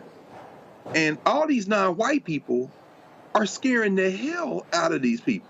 The Democrats want to win, but damn it, can we win on our terms? You know, we stabbing Joe Biden in the back. We're thinking about Gretchen Whitmer, Pelosi sitting down there, can I get my boy in, the governor? And when the minute Joe Biden crossed him over and was like, no, I'm going with Kamala Harris, meaning that's the second black politician he did that to. He did it for Obama in 2008. Well, guess what? Then these sisters come in, then the brothers right after them. This thing is beyond their control. Now they got to grin and bear it. Okay, and Bill Clinton always, and Hillary Clinton always with their finger to the wind, except when Hillary, of course, ran in 2008 to figure out that the Negro is going in that direction, jumped out there. Now, of course, that leaves Barack on the island by himself, but, you know, that ship may have sailed, but he'll be on board shortly. Now, on the other side, I agree with everything that you said, Reese, and everything you said, Lauren. They don't know what to do because Donald Trump is a whole-ass racist. And so he knows he wants to use the N-word. He wants to jump out there. But the problem, then here comes J.D. Vance with his stupidity, not ready for prime time, hillbilly in chief. MAGA Mike stepped out there. They trying to formulate a strategy. Why? Because this isn't just a black woman. She's a black woman who's daddy from Jamaica. She's also Indian. Ro Khanna didn't talk about it. There was an article in today's New York Times. Harris brings pride to Indian Americans. They are the most politically active by group in that large cluster of Asian. The Indian Americans in the United States are the most political. They participate the most. They give the most money. This is something you haven't seen. Narada Haley turned all the way into whiteness. And then J.D. Vance's wife is Indian, and the racists in the MAGA party are jumping on her like, wait, oh, he married to Indian. So they are over there apoplectic because they don't have a strategy to run against the Vice President of the United States that doesn't include what's in their soul, which is all of that racism. And finally, the last problem they have is this. The Democrats are not going to win the majority white vote. They haven't won that since the 60s. However, in terms of youth vote, in terms of all these other votes, they now can win enough of that white vote. And this coalition of non-whites that the white Democrats can't control and the white Republicans can't just call what they want because they want to win the White House, this could roll over them like the ocean.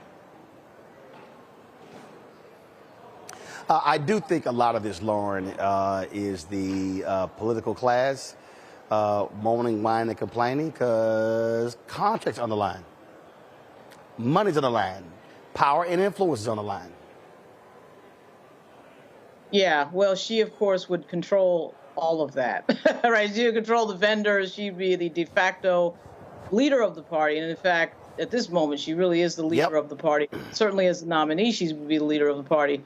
And that, of course, goes to contracts and vending and control. And quite frankly, you know, what we're seeing, just like we saw in 2007, 2008, we see a black candidate bring the excitement, the lightning in the bottle. They bring everything that you need to run a campaign successfully. The galvanizing young voters, the people out knock the doors, and she's generated $200 million in 4 days. So by this time next week, it'll probably be double that or something in that neighborhood. And that filters down to everybody, DCCC, the frontline candidates, the whole ball game. And I've already seen some very interesting fundraising emails where people are doing the donation split. And the donation split for some of these people who are not even on the ballot, which is always hilarious. They're splitting a donation with the Harris campaign, but they're not even on the ballot. Okay. So, I mean, she brings the excitement and the energy, and let's see who gets the money. And then people have to really pay attention to that piece because it never fails. It's just like the dawn of rock and roll where we have the we have the talent, and then, you know, the Chess brothers steal the money. So people will have to pay attention to that piece. All right. Hold tight 1 second. We talk about the money. When we come back, we'll chat with the principal of the Fearless Fund, talk about their legal battle when it comes to getting venture capital dollars to black and brown women. You're watching Roland Martin Unfiltered on the Black Star Network, broadcasted live from New Orleans, site of the National Urban League Convention.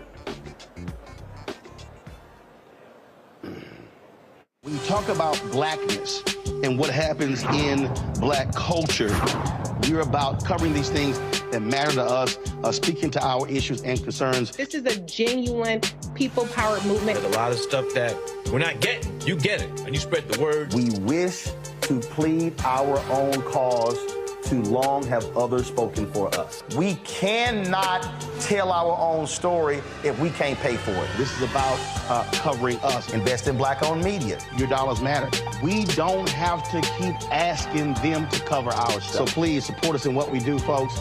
We want to hit 2,000 people, $50 this month, raise $100,000. We're behind 100,000, so we want to hit that. Y'all money makes this possible. Check some money orders. Go to P.O. Box 57196, Washington, D.C. 20037-0196. The Cash App is $RM Unfiltered. PayPal is R Martin Unfiltered. Venmo is RM Unfiltered. Zelle is Roland at RolandSMartin.com. I'm Marissa Mitchell, a news anchor at Fox 5 DC. Hey, what's up? It's Tammy Roman, and you are watching Roland Martin Unfiltered.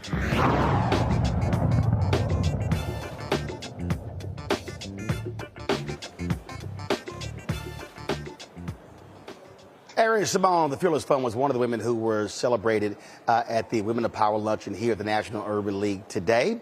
After she got off the stage, she and I had a conversation about the ongoing legal battle that they are engaged in. Erin, how you doing? I'm wonderful, and you? All right, I'm good. Y'all have been, I mean, how long has this legal battle been going on? August 2nd, 2023 is the day that we got sued. So where is it now? Where does it stand now? Without giving too much, it feels like it's about to be over soon. Okay. One of the things that that people don't understand is that, I don't think people really get it, that just the absolute lack of funding that goes to not just African American companies, but black women companies. Oh yeah. From venture capitalists. It's a fraction of a percent. When we do we invest black and brown, so when we say that, the combined is 0.39%. 0.39. Oh, when you're talking about black women, it's much less, much less. It's horrible. And honestly, when we got into this space, prior to us being in existence, the average fundraise for a black woman was only $30,000. Wow. Yes, and only 34 out of the whole country had raised $1 million. 34. And what's crazy to me is, what the size of y'all grants? Exactly. We're not talking, y'all ain't walking around saying, here's $3 million, here's $5 million. Exactly. Well, there's two sides of our business. Right. We have the foundation that does the grants, so that's $10,000, $20,000. Right. At our fund, though, we do seven-figure checks. So some people have had $1 million injection of capital. Some people have had $2 million injection of capital. So we invest anywhere between, I would say, around $100,000 up to around $2 million. Got it. But again, we're still. But it's still micro. Precisely. So I work in a $62 trillion industry. Right. That is ruled by 92% white men. Yep. And that's white men. So mind you, I didn't even get to men of other races. Mm-hmm. So the amount of women that are cutting checks are very far and few between. Mm-hmm. But I do believe if we can get more people on the check cutting side, we can get more people to receive investments that look like us. But one of the things that I have said all across this country, as I've tried to educate our folks, is that if you want to actually create the change, it's if the folk whose pension money is being used, they have to be making the noise, because we're trying to change it from the top, but their money comes from the pension funds. The pension funds' money comes from the workers, and many of those workers are black and brown and women. So I've had to explain that to many people, and I'm so glad you have definitely the comprehension of it and been spreading the word. For years. I spoke about it just recently at another conference. I was on stage, and there was about 10,000 people in the audience, and they were blown away. I said, you have to realize, I work in a $62 trillion industry. The largest investors in our industry are the pension funds. I said, pension funds are built off the backs of teachers, firefighters, police officers, plenty of careers with plenty of people of color. Public workers. Right here. So this money leaves right here, then it goes up to the $62 trillion industry I just talked about that is ruled by 92% white men. So the money from the pension funds goes to the 92% white men, and then from there it goes into the white startups. And very rarely does it do a full circle and goes right back to the community whose backs it was built off of. Now I know your show is unfiltered, so I will say what I have said in more private places. I said it's almost like a modern day slave situation, but you're just getting a small check for the labor. Yep. But they're using that money built off the backs of those people then to make more wealth, because what it's funding is really the technology industry. And the technology industry is the world's largest wealth producing industry. So people are taking that money, they're investing it in tech, and they're getting really, really rich off of it, and it's very rarely seeing a full circle return. So one of the things that I do is when I'm talking to an audience, I will say, if you are a public worker or retired, I want you to stand up. And typically what happens when I'm talking to African Americans, half of the room, 2/3 of the room will stand up. And I will say, your money is what's driving venture capitalists. Oh yeah. And they're looking at me like, what is he talking about? And so you have some states that have actually done well. What Carl McCall did in New York, when they made it clear that, okay, who manages the pension funds? All right, what does your firm look like? Who are your board members? Who are your officers? Are you using black legal firms? Are you using black accounting firms? And if not, y'all out. The city of Chicago. And so that's also where I'm trying to tell our folk, put the pressure as well. I know there's a lawsuit right now against the state of New Jersey, freezing out a black a private equity firm when it comes to those dollars. And so this is where we have to understand, it's our money. And we got to be a lot more vocal saying, no, no, no, y'all not going to keep playing this same system, using our money, and y'all get rich. It is. It's horrible. And I'm so glad you said, if you, or even we need to come down to, even if you know somebody's a public worker, everybody does. And that is, I would say, the biggest call to action, that they need to demand where they want their dollars allocated. That is the biggest call to action. The other call to action I wanted to point out, prior to being sued, my staff knew what I was about to do, and maybe other people may have got wind too, was I wanted mandates on the pension funds. I wanted minority mandates on the pension funds, that if you were going to use this demographic and this percentage of workers from these backgrounds, that's where the money had to go back to. And I still think that policy change and that policy implementation needs to take place today. Oh, I agree. I agree. Yes. And because you take BlackRock controlling 75% of the federal pension fund, and who is one of the biggest donors to the Republican Party, the head of BlackRock. And so again, our money is being used actually against us in the political spaces, which is also funding the folk who are suing y'all. Oh, yeah.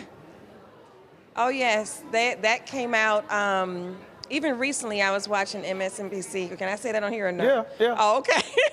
That's fine.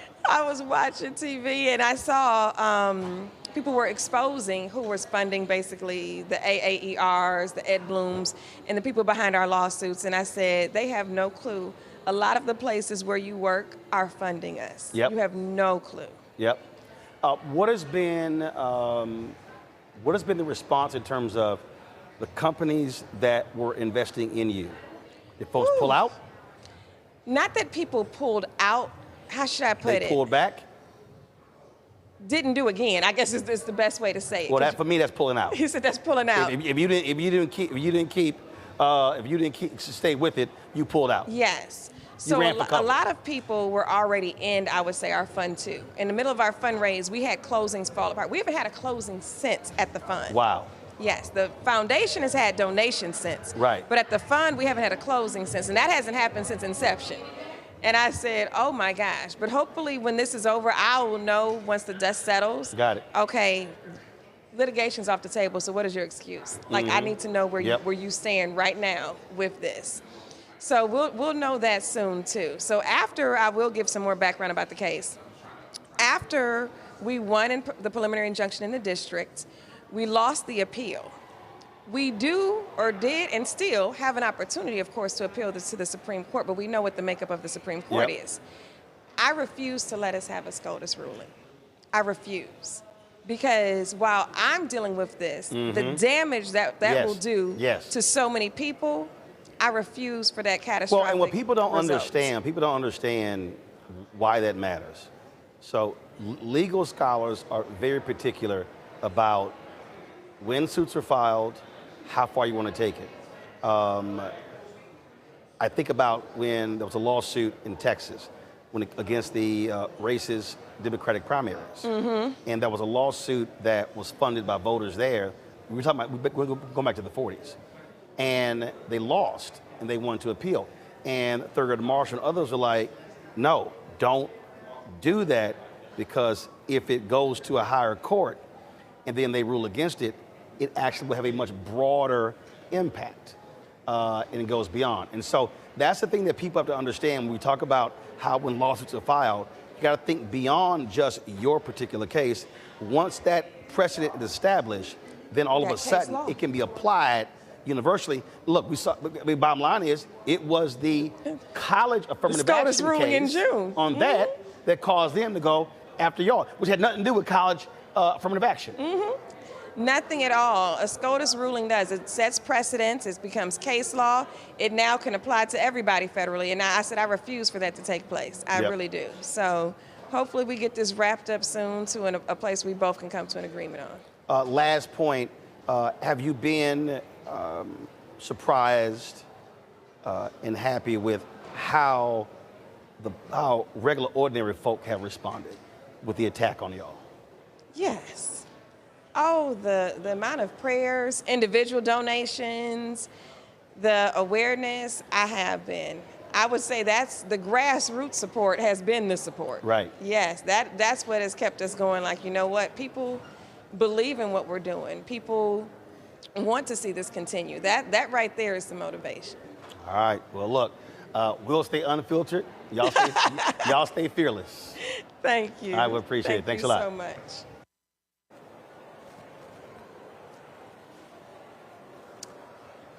You know, the point there, Rishi, is a critical one, and that is when we talk about how venture capital is funded, is coming from these pension funds. And this is where, to me, civil rights groups and others should be mobilizing and organizing people. That's where you make the change. You stop the money flow on the front end. We're trying to make changes on the back end. No. You affect it on the front end.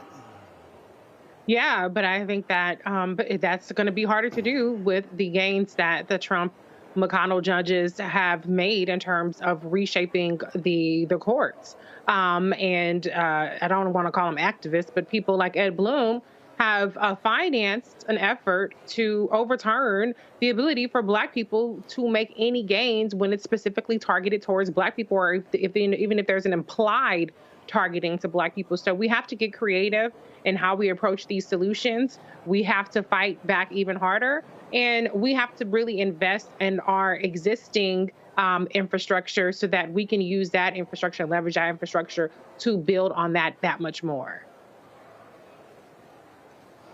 The point there, Lauren, is an important one. That is, Ed Blum and others, this is a well-funded effort to target everything, every program, not just Fearless Fund, corporate programs, legal programs, and Project 2025 has the exact same mission.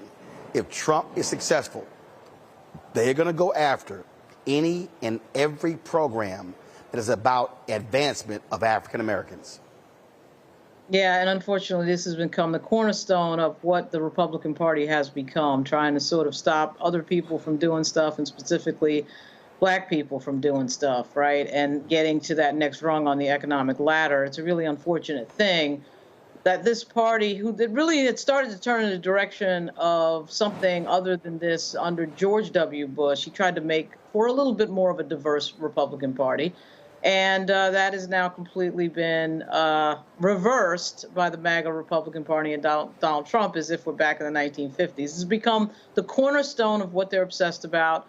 They're very organized, as you said, and they're very well funded, and they put their money into this, and it's a huge mystery as to why this is an obsession for them. But it is an obsession for them, and it's really unfortunate because a lot of progress had been made in the party, and now it has completely been reversed. And unfortunately, they've sort of wound this into their theory of winning an election, which is when you galvanize white voters against communities of color, you get them energized to vote Republican, which is their strategy, and it's Southern strategy, and it's really sad to watch, actually. Greg? Yeah, absolutely. Yes. I'm running into more and more people who say they've read Project 2025. And as somebody who reads as much as anybody else I know, who has read through the headings and gone through many of the pages, it's 900-some pages, I look at them and say, either you're lying or you're stupid. And let me say that for what I mean by that in this regard. To pick up where you were, Lauren, these white nationalists want to destroy any form of regulation. They're trying to destroy the regulatory state, and they've gone a long way toward knocking the underpinnings out. That's so they can have unfettered capitalist rule. The people who bought them, these politicians, have told them, get all of the rules out of the way so we can do what we want. Now, is it overreach with the Fearless Fund? You might argue that it is, that these people do what they want, but you have to factor in the fact that we're talking about racial capitalism. So it isn't just so they can have unfettered, these billionaires, and can have unfettered transnational, because they have no loyalty to any flag. Not just take all the restrictions off them. When you put racial capitalism in it, then it becomes, and we don't want you to do what you can do with your own money either, because we brought you here to be slaves. So we're going to control you too. So what you said in that conversation is very important with Sister Parsons. What the vote does, this is where the voting comes in, is important. And this is why they're trying to block it. This is why they don't want you voting. when you control public dollars because you are in elected office, you have the ability, at least in part, to counter that. So as you say, the pension funds, and you're able to control that. Glad you mentioned Carl McCall again, because people don't remember. That's what the vote allows you to do. It gives you public access. And that's access to dollars, access to capital, and access to policy that can put something in place. With that being said, these capitalists do not want you to have that. So they invest in politicians who then appoint judges who make sure that the legal framework is in place to allow them to do whatever the hell they want. You said a minute ago, the boomer generation and elders are making transition. Here we are on what should have been Emmett Lewis Till's 83rd birthday.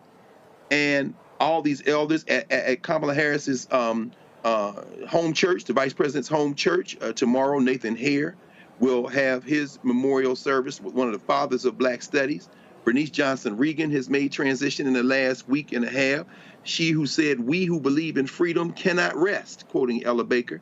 And when you think about the fact that that generation is gone or going, the young people are being radically misled, hoodwinked, bamboozled by an industry that is all about profit. You saw the tech stocks are down today. Everybody from Tesla to Apple to not Alphabet, whatever they call themselves, Meta. This is about control. And public dollars allow control. And they've got to stop that, which is why they're trying to kick the teeth out of it. And that's why this election is very important. Indeed, indeed. Lauren, Reese, Greg, I certainly appreciate y'all joining us today. Thank you so very much. Folks, tomorrow from New Orleans here at the National Urban League Convention, we'll hear from President and CEO Mark Morrell, also Swin Cash, who is a basketball Hall of Famer, now working for the New Orleans Pelicans. And Cheryl Underwood talks about what she plans to do when the talk ends its current run. So all of that and more. If you missed anything from the National Urban League today, from yesterday or today, simply go to our YouTube channel, go to the Black Star Network. You can check it out.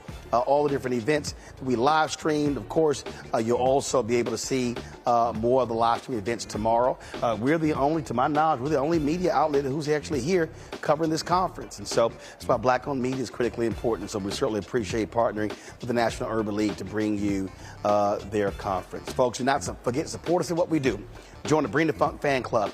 Of course, you can send your check and money order to P.O. Box 57196, Washington, D.C., 20037-0196. Cash App is $RM Unfiltered. PayPal R Martin Unfiltered. Venmo is RM Unfiltered. Zelle, Roland at RolandSMartin.com. Roland at RolandMartinUnfiltered.com. Download the Black Star Network app. Apple phone, Android phone, Apple TV, Android TV, Roku, Amazon Fire TV, Xbox One, Samsung Smart TV. Also, be sure to get a copy of my book, White Fear, How the Browning of America is Making White Folks Lose Their Minds, available at bookstores nationwide. Folks, I'll see y'all tomorrow from New Orleans. Holla! Black Star Network is here. Oh, no punch! I'm real revolutionary right now. Thank you for being the voice of Black America. All the momentum we have now, we have to keep this going. The video looks phenomenal. See, there's a difference between Black Star Network and Black-owned media and something like CNN. You can't be Black-owned media and be scared. It's time to be smart. Bring your eyeballs home. You dig?